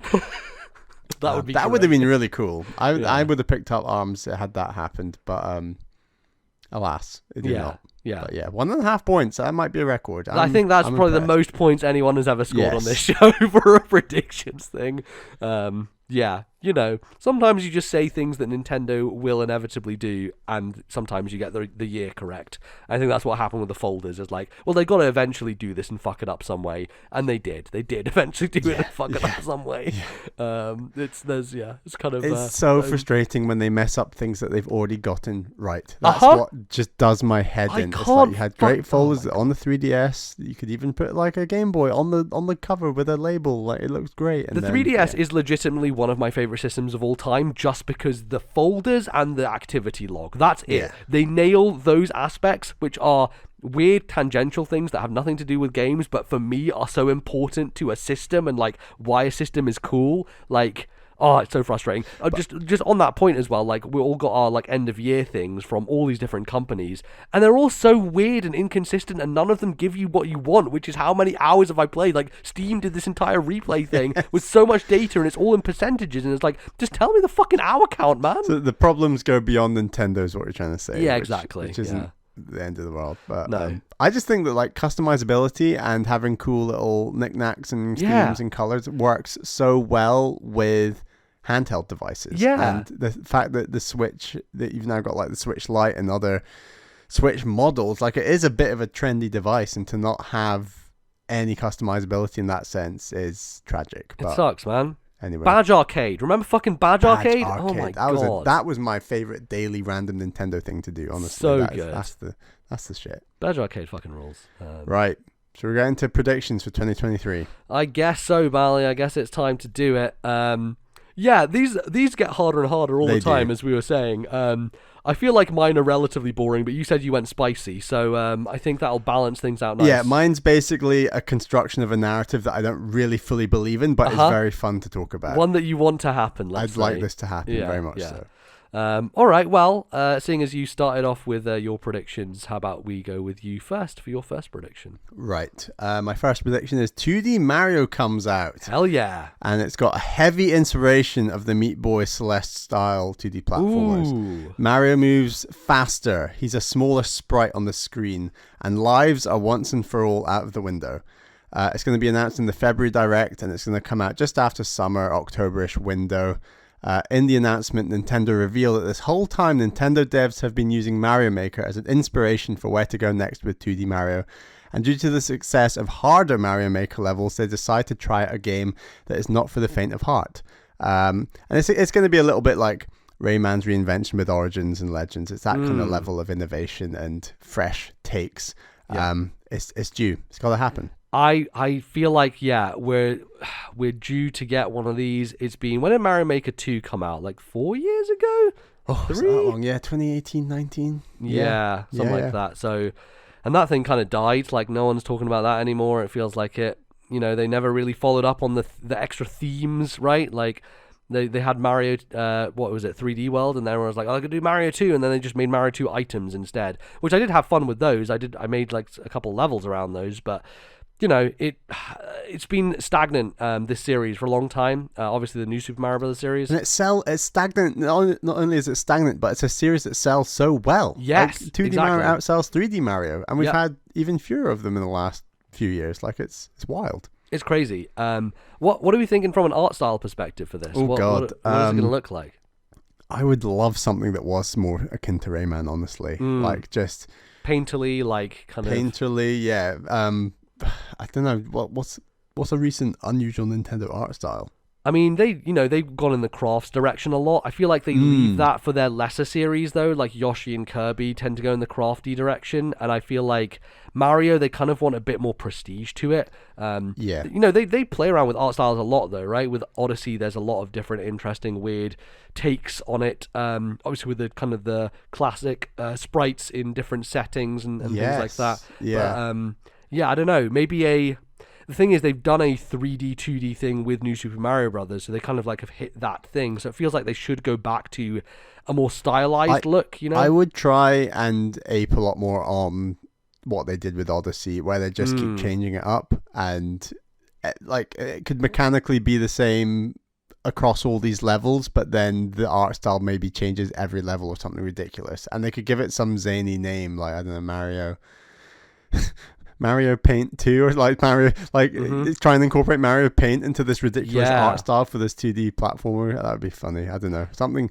I just want it to be as bold as possible. I don't even mind the direction it goes in. Just anything that's not New Super Mario Brothers, honestly. I think, like Nintendo sometimes with their series go in a very Japanese direction, and I feel like they've not ever done that with Mario. Like there are certain parts of Odyssey that have like those types of sections, but a whole Japanese imperial castle, like is the Bowser world at the end. But like, what if they had an Okami style visual, like 2D visual style, where it was Japanese painting kind of aesthetics, and have Mario look like that? That's that a really would be great shot. Extremely cool. Probably very hard to pull off, but Nintendo have enough money to do what they want in that sense. So I wonder if like they go and lean into traditional Japanese stuff with Mario, because they never have ever done that before, and I think that'd be very interesting if they do that. The last question is, how much does the Mario movie tie into this game? Because obviously it's going to be something that they want to leverage, is the popularity of that movie alongside whatever brand new Mario thing they have to push on people. Is there any connection? Yeah, I mean, I really don't think they link the two at all, to be honest. I think the big thing that's linking to the film is probably the theme park opening in LA. But I'd be shocked if they linked anything game-wise. I think it's likely that they do like a Mario Odyssey bundle, another one, or they put out that they re-release that Odyssey bundle potentially, or they do a bundle that's like, it's the Mario bundle on Switch with this new game and Odyssey and a new special Switch that's themed after the movie, maybe, I could see that happening. But or like a brand new outfit in Odyssey. Yeah, exactly. Right, something. Totally. Put the Mario. Oh my god! Put the Mario movie, Mario in Odyssey. By Chris Pratt. Holy shit! Oh god, that's frightening. I don't feel know like if that I would want to anger see more that. people than it pleases, but you never know. Nintendo aren't scared of controversial. They are not. picks. They are not. All right. Cool. That sounds very good. I hope it comes true, because I do want. Look, I like some of the new Super Mario Brothers games. The original DS one's actually great. Yeah, like, I really think that's a great. good game. And had fun playing multiplayer on Wii U. That was actually And then a they good did time. it 4 times. Yeah, and I've never played the Wii one. The Wii one, maybe I'll download that on Steam Deck, actually. I might check that out, Mario Wii, and as 2 is just the worst one. 2 is the least inspired. It was done by the B team, basically, New Super Mario Bros. 2, and it's just boring as hell. Like, collect coins, man. I had a good time with Wii U, but it was pretty damn dull. Yeah, totally. Needs shaking up. They need to do something different, so fingers crossed. All right, Bally. Well, this year, for my first prediction, it's time to talk about the new console. It's going to happen. Something's going to happen. We are at the edge. We're going to be in year 6, right? When we get to March, it's going to be year 6 of the Switch. And that is the time. Be year 7 it'll be the end of year 6, won't it? So it's 2017, so 2023 will be... Yeah, starting of year 7 will be the end of the 6th year of the Switch. So Switch will have been out for 6 years by the time March rolls around, basically. And that's the time when you start to talk about a new console, right? It's when things start to get moving, and I feel like, given all the scuttlebutt and everything, Pro doesn't make any sense anymore. We're far too late in order to do that. They're going to do a brand new system. It's going to be, I think it's going to have some backwards compatibility, all that sort of stuff. But when do we hear about it? What's it called? All that sort of stuff. What always happens is that we hear about a code name first. Now, with Switch, it was very early, because Iwata said in the shareholders meeting in 2013 or something stupid, like 2014. But it's because maybe. of Wii U's lack of success, but yeah. Yeah. Maybe it was 2015, but he said, NX is real. We are making the NX. That is the code name. It was 2015, because I've got a prediction that's akin to yours. So okay. Up, but yeah. All right. Yeah, we can do that after this one, I guess. So yeah, it feels like a time where we start hearing about it, but it's not always. I can't remember, like, where did we hear the name Project Cafe from, right? Like, for Wii U, I don't remember where that came from. Where did Dolphin, like, do people leak those? You know, where does that come from? It feels... It's like the industry starts talking before public stuff appears. And so you get, like, the experts murmuring about things. And Nintendo have invested in this sort of thing, and then it's rumored that it's this, and we're not... Yeah, it was very clear with the Switch, but we're not quite there for Switch 2, I guess. Totally. And I think they need to say something, but I don't think they're going to say something until quite late in the year. Nintendo, last time did a very late turnaround from Switch announcement to release. The infamous Mario tweet with him hiding behind the fucking curtain, and then they did the trailer. Like, oh my god, remember the internet back then? It was fucking wild. That October, was it October 2016? Yes, yeah. That drop of that trailer with Breath of the Wild on the couch, that was just insanely. Yeah, I mean, the hype leading up to it was just like, again, the fucking tweet with, I can't believe they just lent into it on social media with this Mario bot with the curtain. I was just like, Jesus Christ. Yeah, they're doing a good job there. And yeah, it was a very quick turnaround, right? Because it came out in March of the next year, so it's less than 6 months. They also had the January event in Tokyo. Yes, yeah, they did, exactly. So they had multiple things in a very short space of time. Here's the thing. I think we will hear the code name around sometime in February or March this year. I feel like someone will start talking. That's early. I think March makes more sense because GDC is happening in March, and that's when whispers start happening, right? That's when people start talking, and word gets around about secret things happening in the industry because there are all the developers in the world in one spot, and we're in 2023 now, so we're really, not that COVID is over, because it certainly isn't, but like, we're going to have many more people there in person than have been in the last 3 years, right? And I think that's going to lead to people talking. And I think it's going to lead to things leaking out. I think we will hear a code name for what Nintendo's next system will be. Now, what is that code name? I think like something dumb like NSX or something. They'll just put an extra letter in there. It's like the SX instead of the NX or something stupid. Like it's the second, or SNX maybe, something stupid like that. Almost close to Super Nintendo. And we won't know anything about it until the very end of the year, when in November Nintendo will be like, and here is our new system, and it comes out in April of 2024. And that's how I think it's going to go. They'll reveal it in November. Yeah, I think they're going to do the same thing as they did with Switch. Very short turnaround. Here's a brief trailer showing it off. Get ready for April or May next year, and it's coming out then. And I think they would want to get it in for March for shareholders' reasons, but I don't know that they will be able to. I think because of still with part shortages and stuff like that, like with Tears of the Kingdom, right? Like everyone expected them to hit fiscal year, but they're not hitting fiscal year. They're hitting May. And I think that might continue. That kind of lag of COVID is kind of still hanging over Nintendo. I think it will be more likely a summer release for this new console when it comes out. Summer 2024. 24, yeah. That's what I'm putting my money on at this point in time, and I think that's when it's going to happen. So okay, I've got an almost identical prediction. All right, but so there was a leak just like a couple of days ago for a Tears of the Kingdom Switch Pro. Yes, not Switch OLED, Pro. yeah. Sorry, Switch OLED, and I think that proves the fact that there is no Switch Pro coming. Yeah. And I completely agree with you that we are skipping Switch Pro. It's bringing forward Switch 2 much faster.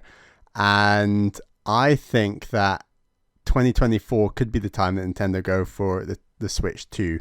So, to not clash up against the sort of November-December Pokemon game, I think November-December is when Nintendo announced that they have an event in January akin to the Switch launch. And then you get that January, maybe it's an American event, it might be Japanese, and then January 2024 will be the unveiling, and then the launch will be, say, March, April 2024. And I think before October, November, I think you'll get industry rumors, and the rumor mill, including like, the code name and stuff, will be floating around. So I think I agree with you. I just think that the like November slot, they'll be too busy marketing games coming out at that point that they'll just do an announcement for, say, January or February for a separate show. But that will still be like a big deal in November to be like, oh my god, we're going to get this thing in January. And I do think that 2024 there's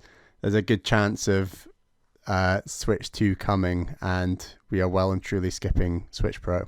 Yeah, I don't think it's happening. It just doesn't make any sense anymore. And maybe it was real at one point. Like, I totally believe that. I think Digital Foundry have talked about that, of like, yeah, it was, but then COVID happened, and I think that, global pandemic really did mess things up in a big way. And I think everyone is yearning for new hardware. Like, this year, most of all, like, it feels like every single major release on Switch, people have been like, but what if it looked better?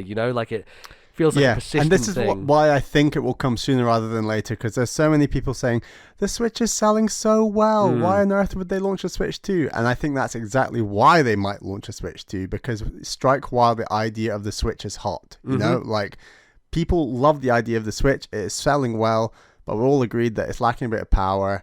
And Nintendo are basically the only developer who can make really substantially good-looking, well-running games. And I think that the closer they get to Switch 2 and they can launch a big new thing with a big new announcement, and I've got another prediction I'll talk about later that links to the games lineup, but that's what they're going to be putting all their eggs into that basket, because I think they've got a lot of potential to do very well by launching in 2024 and not waiting till 2025, 26, like, I think they'll regret not launching earlier if they did do that.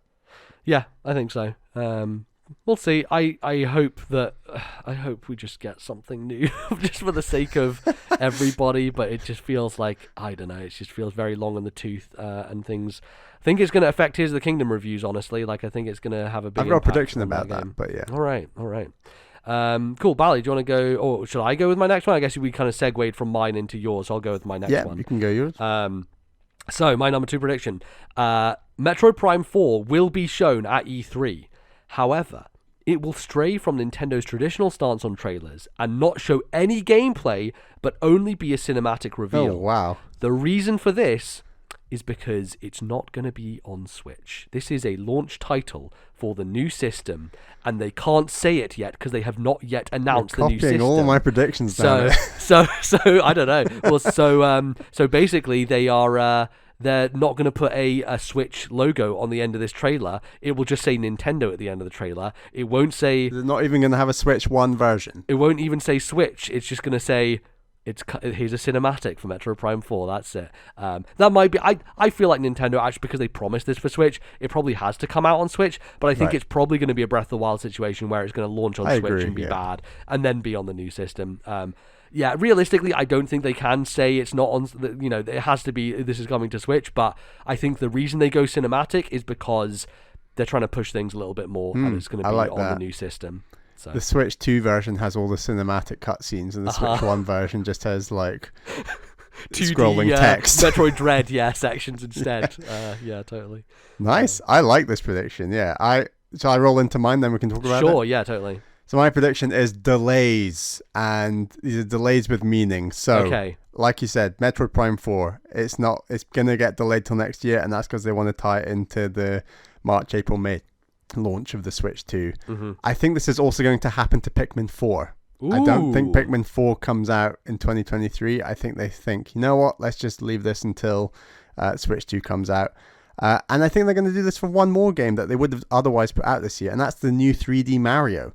I think that the Switch 2 will launch with 3D Mario, Metroid Prime 4, and Pikmin 4. Jesus. And all 3 games will have a Switch 1 version, but all 3 games will also be launch games for the Switch 2. And this is going to make the second half of 2023 a little lighter on the Switch, although, of course, Pokemon will still come out in November, and your characters will still fall through the world at 5 frames per second in the new Pokemon game that comes out in November. But yeah, I do think that the Switch 2 coming in 2024 will push all 3 of those games back, and us, like the day one experts that we are, will definitely pick up all 3 games day one on our Switch 2 and have a great time. That would be very nice if they all came out on the same day. My feeling is that Nintendo, in this era of wanting to have one release every month, probably spaces it out. So if they do that, it would likely be I shouldn't say launch day. I'll say launch window. That's totally. So it would launch be like for those three. Right. It'd be Metroid Prime 1 month, then Pikmin another month, then Mario another month. Right. Like it would probably work out in that sense, and they'd probably want Mario to hit November, I would imagine. So they'd hold that until then because it's the big game. For the end of the year. Yeah. But get 2D Mario out this year. You got Pokemon this year. Mm-hmm. First half of the year is a bit stacked with Fire Emblem and Tears of the Kingdom, I should say. That's this year, and then next year, Pikmin 3, Metroid Prime 4, 3D Mario. Yeah, no, I like it. I think that's definitely... I personally do think that Pikmin 4 will come out in 23. I think it's... Miyamoto has been working on that game on his own for like 8 years in a basement, so he's You think it is that game? No, it's not. Of course not. I don't, my thing about that is that we saw zero gameplay. Yeah, and, that's true. I'd be surprised if that game comes out this year, even if we don't get Switch 2 next year. But we'll see. Yeah, it's a weird game. It kind of has to come out in like a weird July-August window because it's not a November game, It's not one of those. So can they turn it around in time? I would say it's possible, right? Like it's definitely been enough time since that game, the previous one, came out, and I don't know what team is working on it internally at Nintendo, right? No. Like Miyamoto's not that involved in games anymore. He mainly does movie and theme park stuff these days, so I don't know how much oversight he even has. He probably just pops into the office one day a month and says, hey, make the Pikmin blue instead of red or whatever, but I have faith that Pikmin 4 will hit this year, but there's nothing ruling out Pikmin 4 Deluxe that comes out with the next system, right? That's a good shout as well. So it's definitely possible. All right. Your third prediction. All right, my third prediction. Advance Wars 1+2 Reboot Camp will not release. In fact, Nintendo will never release the game. It will be in the vault for eternity. Bally, you will never get another Advance Wars game because... They're never, this war is ongoing. The war's not ending. Nintendo can't, because otherwise they look hypocritical. They're like, now we're putting out that, the war's still on Nintendo. They're like, and they're worried about that. And I think, I feel like this game is just never going to come out. And eventually what will happen is it's going to be data mined and someone will get the ROM and it will just be on the internet and people will play it. I think there was someone who already had it, right? Like someone on their Switch already got it. So someone from I don't know, one of those, what do you call it? Video Game History Foundation, they're probably going to get in contact and be like, hey, can we just keep this and restore it and keep it for eternity? the game Nintendo for that, never released. I think that's probably what's going to happen. Is it will be data mined some point this year, and it will be available. There'll be a Kotaku article being like, you can get the ROM for Advance Wars that's not been released yet because Nintendo haven't put it out. I hear you. Here's the weird thing about international wars, even ones very close to home, like in Ukraine, is that the media run out of things to say about them. They can fade. There's still a war in Syria, but we don't really hear about it anymore. You know, and wars fade into the background to a point where Nintendo shareholders might be like, right, well, we want you to get this game out, or Nintendo. My point is, I think Nintendo think there's a point that this year, assuming the war doesn't escalate or de-escalate in a substantial way, which seems possible, that they can probably release this game at some point in the year. They don't really know when, but obviously it's ready to go, and probably get away scot-free. I think that's what they're probably estimating, and that's probably what I would go with, but I still think you've got a valid point. There's a good chance this game just never comes out, for sure. They're an ultra-conservative company, right? They do not want to rock the boat when it comes to this stuff, and they are very cautious about their brand image and all that sort of stuff. And I think if they release this while this war is still ongoing, and that was the cited reason for it not coming out in the first place, their brand image from their perspective, no matter what anyone else thinks, from Nintendo's internal perspective, they're like, well, we can't do that. We'll damage our image, right, if we do this. And I just don't see a way in which they're going to put this game out, unless it comes out in, 5 years' time. Who knows? Whenever any of this stops, which who knows when that will be. It's a really fucking weird situation, and I just don't know. It's crazy as well because Call of Duty came out this year, and that's far more directly relevant to war than Advance Wars is. You know. So.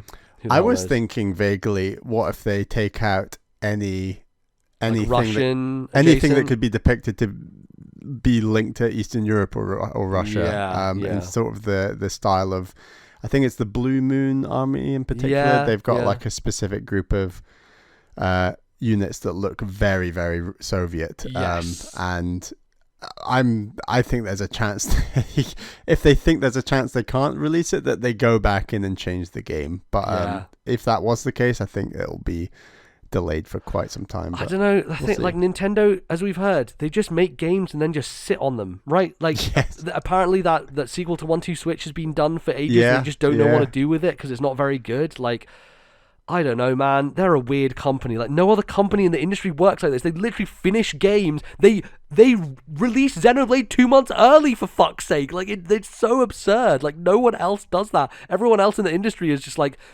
trying to get games out at the last possible minute, you know? And Nintendo are like, yeah, we got this thing. It's been here for, like, 6 months. We don't know what to do with it. Anyway, here's another different game that we've been working on. Wild. Just crazy. So... yeah, I don't think Advance Wars 1+2 is happening ever. Sad. So I'm sorry, Bally. I'm sorry. Sad. Right, my fourth prediction. Tears of the Kingdom is going to do very well. It's going to sell 15 million units by the end of 2023. Ooh, hot damn. And critically, the game is going to take home the Game of the Year award at the Game Awards. Okay. It's also going to surpass Elden Ring's 95 on OpenCritic. Ooh, okay. The two things that will make sure it gets to 95 are people will be shocked at how well the game runs at smooth 30 frames per second with no hitching in any of the game's areas. Wow, they have a long time to work on this. That's they bold. know what they're doing. They know the mistakes they made with Breath of the Wild. They're able to get this thing to run well on the old hardware. Also, one criticism of Breath of the Wild was, where are the traditional dungeons? They're going to manage to get traditional, fully fledged thematic dungeons in Tears of the Kingdom. And that's another thing that will please a lot of reviewers and manage to get it over the 95 OpenCritic score. Damn. Yeah, I don't know, man. I think that Elden Ring coming out has really not hurt Tears of the Kingdom, but it's definitely changed expectations, I think, of what that game will be. Did you ever think the next From Software game was going to be the game that was most inspired by Breath of the Wild? You know, like I mean, kind of. Honestly, like just because their games have always been about mystery and about intrigue in a way, and so you can when you look at it, you can kind of map it onto what they were doing, and it just turned out that it worked perfectly, and I think that it's cool to see how much they took from that game. But I do think, for me, I still prefer Breath of the Wild as a game, just because I like the traversal in Breath of the Wild. That's like the main thing that makes that game work for me. Climbing and gliding. Climbing everywhere is like one of the most breakthrough fundamental shifts in mechanical stuff you do in an open world that completely just changed the game, right? Like, it is absolutely fundamentally... Why do you need climbing, though, when you can have a horse that can just jump into a vent of air? Yeah, that's cool, but then, you don't have the same freedom, right? You can't go exactly where you want to go. And there's parts of Elden Ring where I'm like, I kind of have to Skyrim up that mountain, but I kind of glitch my way. Or I'd love to glide down from here onto that. Right, yeah. And I think that Zelda just has that thing still. It still has that. And it feels like they're going even further with it, with this whole turning into water into the sky, flying up to the sky as a water bubble and then going through objects and stuff, even further with that concept, which is very interesting. Can you just go through any surface? That's a really game-changing thing. And I think that's the question, is how much more do they up the ante with this? Is it just an incremental sequel? It doesn't feel like it, because they were spending this is the longest time that's been between Zelda games, which is wild, considering Skyward Sword to Breath of the Wild was 6 years, I think, 2011 to 2017, almost 6 years. It's now been longer between Breath of the Wild and this game than it was from Skyward Sword to Breath of the Wild. So this is officially the longest time it's been between Zelda games, which I think to me says there's pretty fundamental changes happening. There's a lot of new stuff in this game, for sure. A lot of new stuff, right? And it's using the same... That's the thing. It's using the same overworld, right? Which is you would think it means a quick... And they showed a trailer for Tears of the Kingdom 3 years ago. The first time. It's crazy how long ago it's been that they have first showed this game off. So, yeah, I think that there's going to be a big thing that we just don't know. We've barely seen this game. It's been teased so hard. Like, we've not got a full-blown trailer for this game. Kingdom. Pretty much, yeah. It's pretty much been teased of the kingdom the whole time. Like, we have so few scant shots of this game for what it actually is going to be. So I think we are ready and primed for a big blowout trailer that's actually going to explain what the hell this game is. So I'm looking forward to it. And I think that is what it needs to get higher than Elden Ring. Because the surprise factor of the first time is always the hardest thing to overcome, right? So, all right, my number 4 prediction. So we're going a little bit of a different direction, not directly tied to Nintendo. But Atlas, they've been putting these Persona games on Switch, you know. They put them on Xbox. They're putting them everywhere. They're understanding the market is quite wide for this Persona series, right?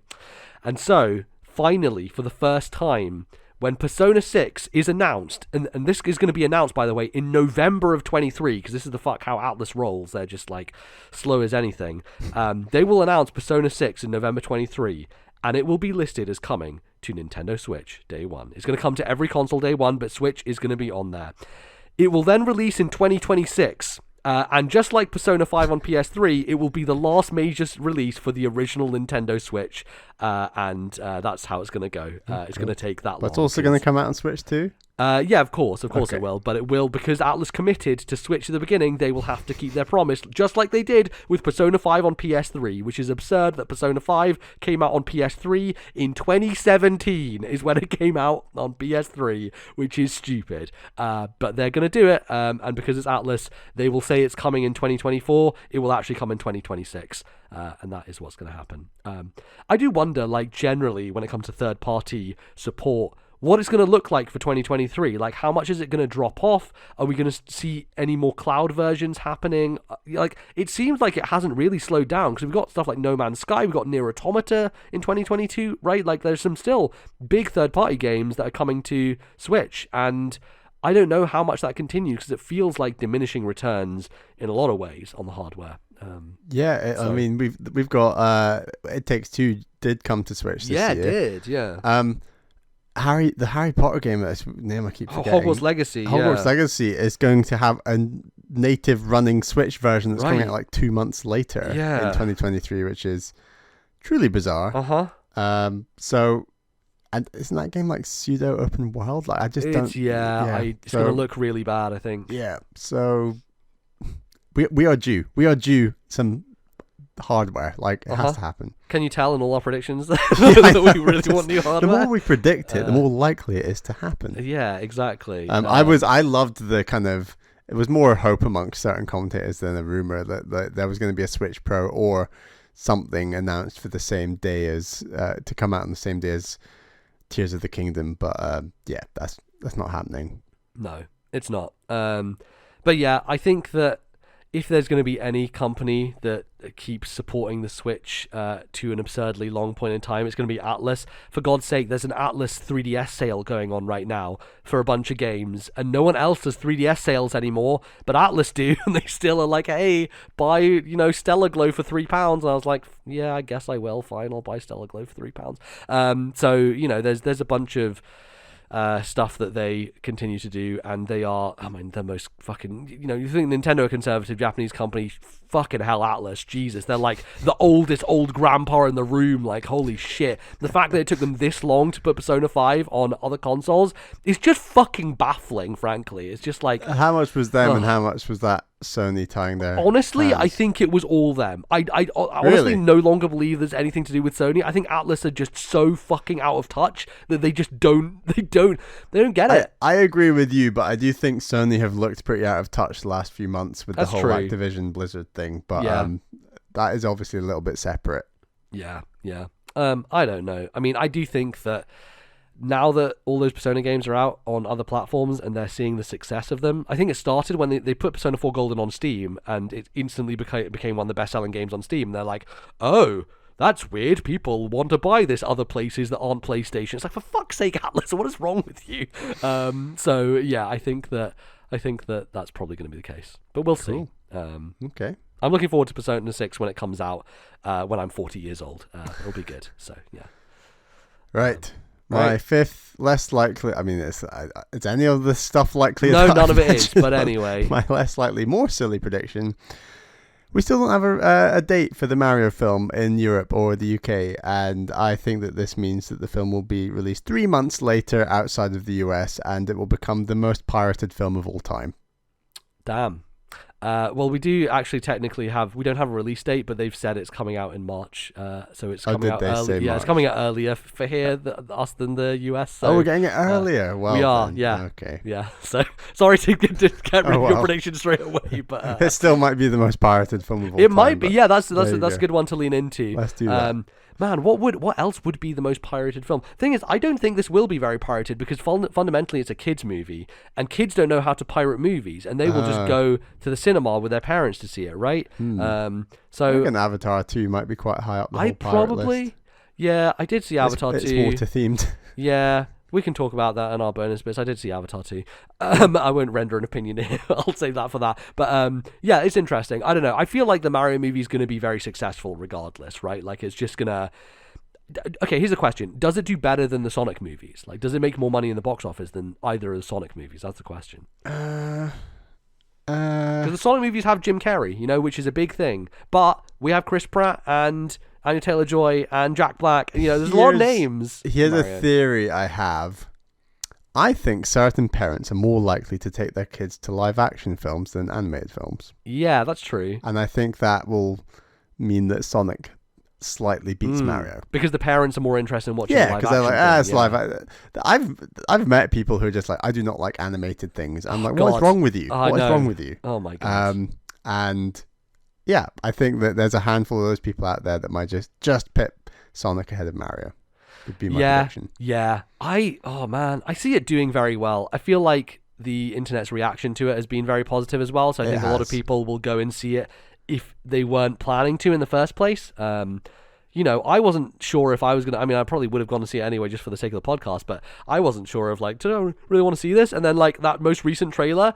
really good. Like, it was really good. And I was like, all right, you're turning me around on this thing. I think I'll go see it. And at the end of the day, I know it's going to be a very predictable kind of like plot and everything. And that's what you get from a kid's movie. Like, I totally get it. But it'll be fun and there'll be a lot of references, right? And that's what I'm there for, is like, ooh, how many references can they squeeze in here? And like, it seems like they are taking a lot of care and attention with the franchise. I do think there'll be a twist or two. I don't think it'll be quite as predictable as we might think. Yeah, we'll see. I'm sure there'll be something fun going on.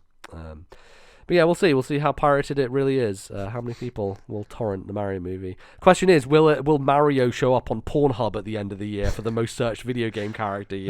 That's always everyone's favorite end of the year list. We'll see. And I also hope that the Mario film might be Bally Jr.'s first ever film. Oh yes, that will be very fun. We might go to a kids viewing, so that'd be awesome. Kids flying off the walls, pumped up on sugar. Yeah, exactly. Be quite the 4D experience. Yeah, exactly. You won't hear anything. So they probably put subtitles on those showings, right? So parents can actually know what's going on. I don't know. I don't know how many of the parents in those showings even look at the screen. Yeah, it's true. Yeah, they're just trying to deal with the chaos. All right. Well, my last prediction is not very interesting, but I just thought maybe it's time. Maybe it is time for it to happen. My prediction is that Xbox's Game Pass Cloud app will come to Nintendo Switch in an official capacity, and Nintendo will be okay with it because they know that from their own data, no one buys or cares about cloud games on their system. So they'll be like, oh, cloud, that's fine, Xbox, you can do that. No one cares about cloud. I've been thinking about trying to install the Xbox Cloud thing on my Steam Deck, and obviously I would have to get Game Pass Ultimate in order to do that. And it feels like it's more inoffensive than anything else because you're not downloading actual games, you're just streaming them via this app. And, there are streaming apps on Switch already with stuff like Crunchyroll and those type of things. And there's not much, like, I don't think Netflix is still on Switch either, which is a bit weird. But I feel like streaming is one of those things that Nintendo are kind of like chill with in a way because it's not really invading on their territory that much. And you do have to kind of like have a separate subscription. Like you have to pay for Crunchyroll, but it's on Switch, right? So it's kind of adjacent in a way. I think that Xbox are just moving more and more in this cloud direction. The amount of times they have a Game Pass update and they're like, well, here's a bunch of mobile titles that you can now play with touch controls via the cloud, that type of thing. Like, it feels like they lean into it more and more often. And it might not be this year. It might be another year's time, but I think I'm just going to say it for now and see if it happens because I think that TVs are starting to get this app now, and obviously with all this kind of industry consolidation stuff, I wonder if a bit more cross pollination might be in Xbox's interest, especially because they have promised to put Call of Duty on Switch. And is this a way they do it? Is this the way they get Call of Duty on Switch? Is, well, Nintendo will give it to you, but we have to do it through our cloud. Do you know when that applies from, or they just said the next 10 years? I don't know when. It's probably when the deal goes through, I would imagine, which who knows when the deal will officially go through. But them trying to, and all these arguments being made, and Phil Spencer being like, look, Nintendo gets Call of Duty, everyone gets Call of Duty. You get Call of Duty, you get Call of Duty. We don't want Call of Duty. No, but we're going to get it anyway.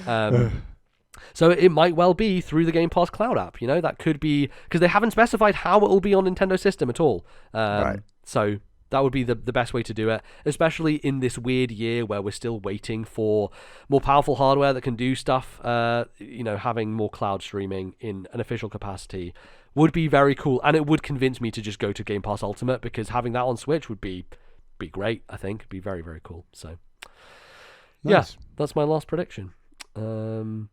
Any other thoughts, Bally, on the year ahead? Anything you're hoping for? Anything you're dreaming for? I think in reality, a lot of our predictions around the Switch 2 will be, unfortunately, much later than we hope. Yeah, than we hope, and that really sucks, because the disparity between Switch and the other games that we're playing is getting a lot worse, and even big Nintendo games like Pokemon are struggling, and it's not just the power that's to do with the issues with that game, but it's certainly a factor. It's a factor, and it's getting bad. It's getting real bad. And I, as a Nintendo fan, as a Switch fan, I don't want to see those issues getting worse. I want them to see them get better, and I think that the sooner a Switch 2 comes, the better. Now, there might be issues with getting parts and everything for all that, but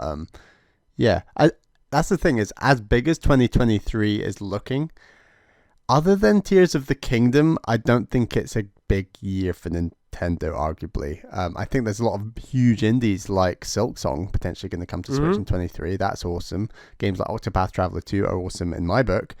Fire Emblem's a big one. Yep. Pikmin 4, like I said, I think it'll be delayed, but if that does come, that's also big. And then you're probably going to get your Pokemon. Yeah, and likely Pokemon will be DLC, because it's like the follow-up to Scarlet and Violet, and what they did with Sword and Shield was they had two DLC packs. So I think that'll probably be that instead. So. And there's the Kirby remake in there as well. Oh, right, yeah. And there's that weird Bayonetta thing. And which is coming out early in the year. Yeah, but both of those are pretty small fry. And very small. I think that other than that, it's a fairly quiet year for Nintendo, all things considered. Mm-hmm. But that's okay. We could get Luigi's Mansion 4, baby. Who knows? Well, I mean, they Next Level just put out Mario Strikers, didn't they? So unless they got multiple teams working on it, unlikely. God, that game went under the radar after coming off the back of Luigi's Mansion 3 to just make a Mario Strikers game that just really didn't deliver. I mean, you didn't even buy it, which says a lot. I didn't buy it. I did try the demo, and I wasn't loving it. Yeah. So it's a shame. What are you going to do? Oh, well. Well, anyway, I don't know. I think it's going to be an interesting year regardless. And, I think just conversation will continue to be, the Switch is not powerful enough.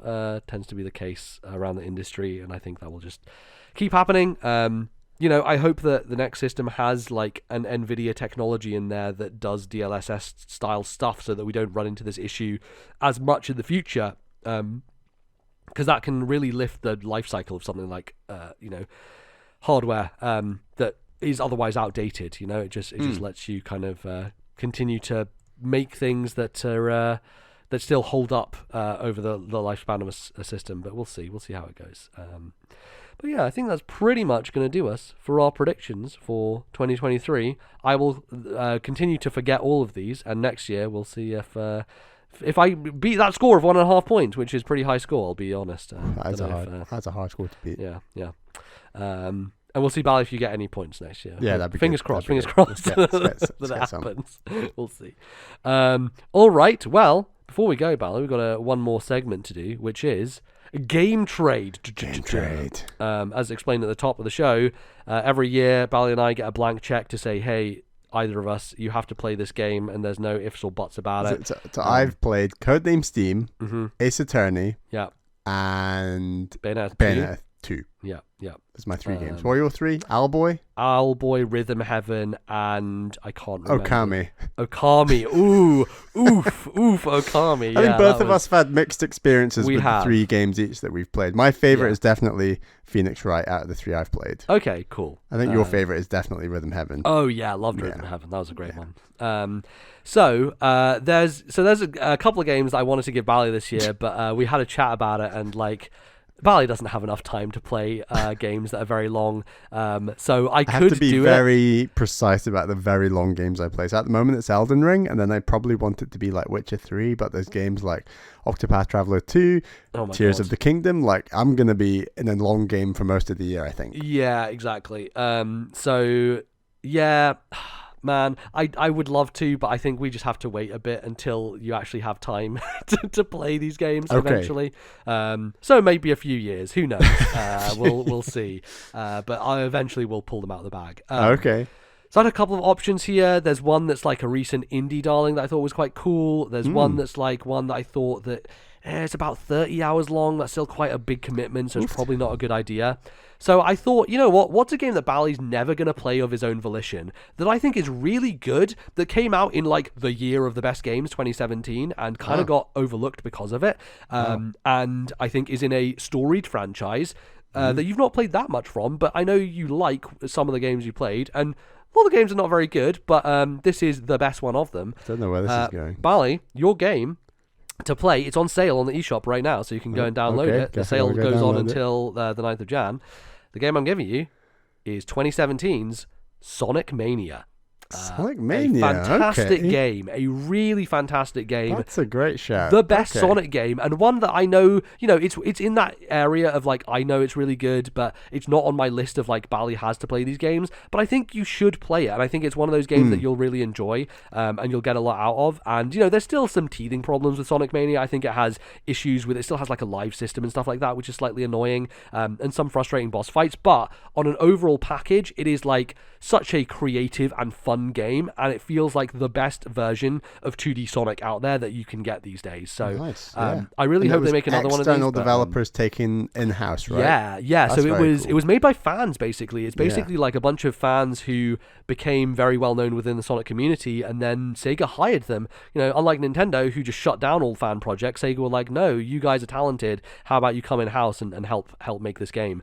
And they did a fantastic job on it. Sonic Mania is an excellent game. And again, 2017 was so full of amazing releases that it was very hard to put this on my top 10 list because there were so many other amazing games.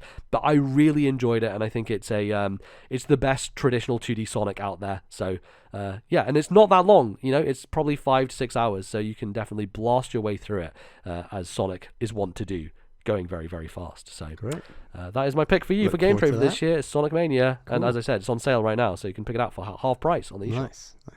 Right, my pick. I would have done this a while back if it wasn't for stuff getting in the way. And there are some other indies that I've played that I very much want you to try at some point, but I'm gonna veer away from those. Okay.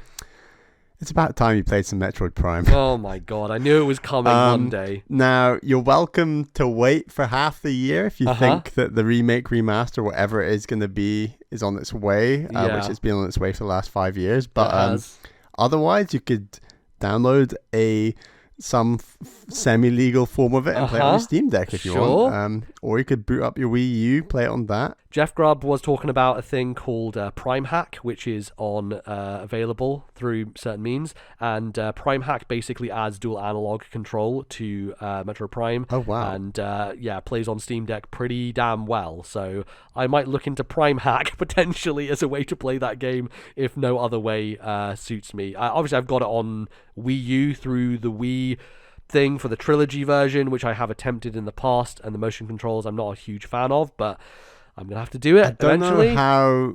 So the dual stick idea, my memory serves me correctly. You use the second stick to change your shooting output. Right. So I'm not sure how dual stick would work, but if you find a way, you're welcome to try that. It's a whole fan created mod basically. Right. So I'm sure it's thought about all that stuff and has has made it work in that way. So and playing it on Steam Deck, you'll feel a lot less terrified of the scary moments in that game. That's very true.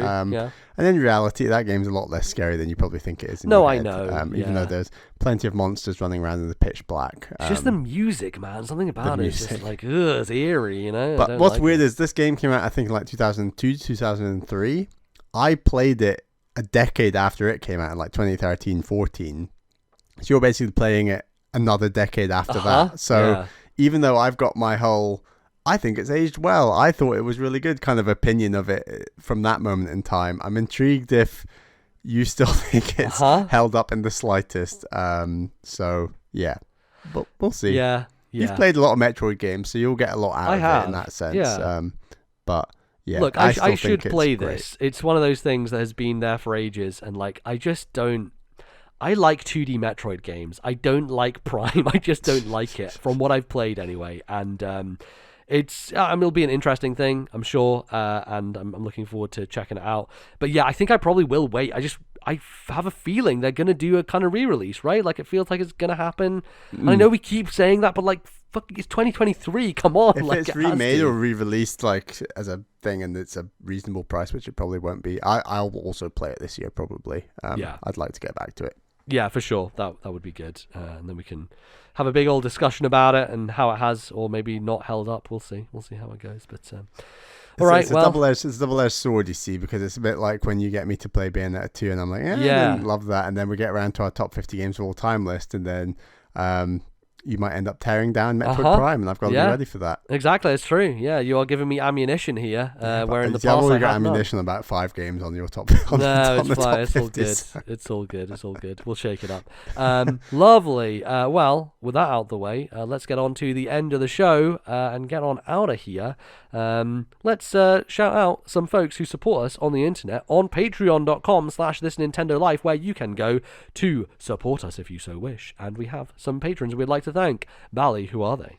Yes, thank you to our new patrons. They are Spring Dingus, Neil D, and Sean P. All of you, thank you so much for your brand new patronage. It's hugely appreciated. But we should also say thank you to our $10 tier patrons.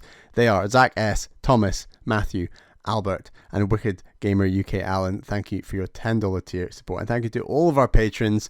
We're right up there at 48 patrons. It'd be awesome to pass 50, in the new year. So that's kind of a really exciting thing. And we just did our top 5 non-Tendo games of 2022. That was a combined list between me and MBZ. So you'll want to check that out.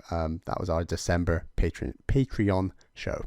Absolutely, and there will be one in January as well, where I'm sure we'll be predicting the year in non-Tendo as well. So. And going over our 2022 non-Tendo predictions. God, I forget even more about those. I have no idea what the hell I said. Looking forward to that. Fantastic. Obviously, you can find the show in various places. You can go onto the internet and follow us on Twitter, which continues to exist and limp along and exist as a thing. I don't know, I should probably make another account on these other websites like Mastodon or Co-Host or like Hive or whatever. There's like 10 different ones. I just don't know where to go, Val. I'm a nomad right now. Should I go back to Tumblr? We've got the show and we've got Discord that we have other means of getting the message out there if we have to jump ship. So I wouldn't worry too much. Yeah, for now though, at TNL Podcast, if you want to follow the Twitter for us, you can also follow me at LordNBZ. Where can they find you, Bally? I'm on Twitter at Ballyman91. That's BALLYMAN91. Lovely stuff. We've also got our Game of the Year videos and podcasts. We do. Yeah, so you'll have noticed over the holidays, those went up, my top 10 and Bally's top 10 in podcast form, but also we've linked the videos there as well, so you can go and watch the video version. Mine's on my channel, and Bally's is on the TNL YouTube channel, which is always linked, as well as our Discord in the description. So yeah, go check those out. We put a lot of work into those. Always takes a lot more time than you expect. I've done it 5 years in a row now, which is nice. I'm very impressed by myself. Yeah, it's very good. So yeah, go check those out, and those are our top 10 lists, individual lists from all platforms, from everything that came out this year. So it's a fun look into what our perspectives looked like for the year. And I think that's it. I think that's pretty much it. 2023. I don't know. It feels like, when you're younger and you're like, every year goes by and you're like, wow, that was a long year. It feels like this year and every year in the last like decade has been like, oh, that just happened and I don't know anymore, and soon I'm going to be like 50 years old and half my life will be gone, you know? It just feels like we're on that accelerated train. Oh, are you planning on living to 100? I don't know, man. Yeah, that's a good point. I probably will. I'll probably live to like, I don't know. We'll all be dead by the time. I can't even get to 100. The world's going to be ended. But that's also a problem. It's a problem. Yeah. Anyway, we'll try and keep going as long as we can anyway. So I look forward to the rest of this year. And yeah, it'll be fun. I'm going to Japan, man. It's going to be a good time. It's very exciting. So we should definitely talk about that. We will, I'm sure. And we'll get into all that stuff. Until then, thank you everybody for listening. And we will see you very soon. Bye-bye, folks.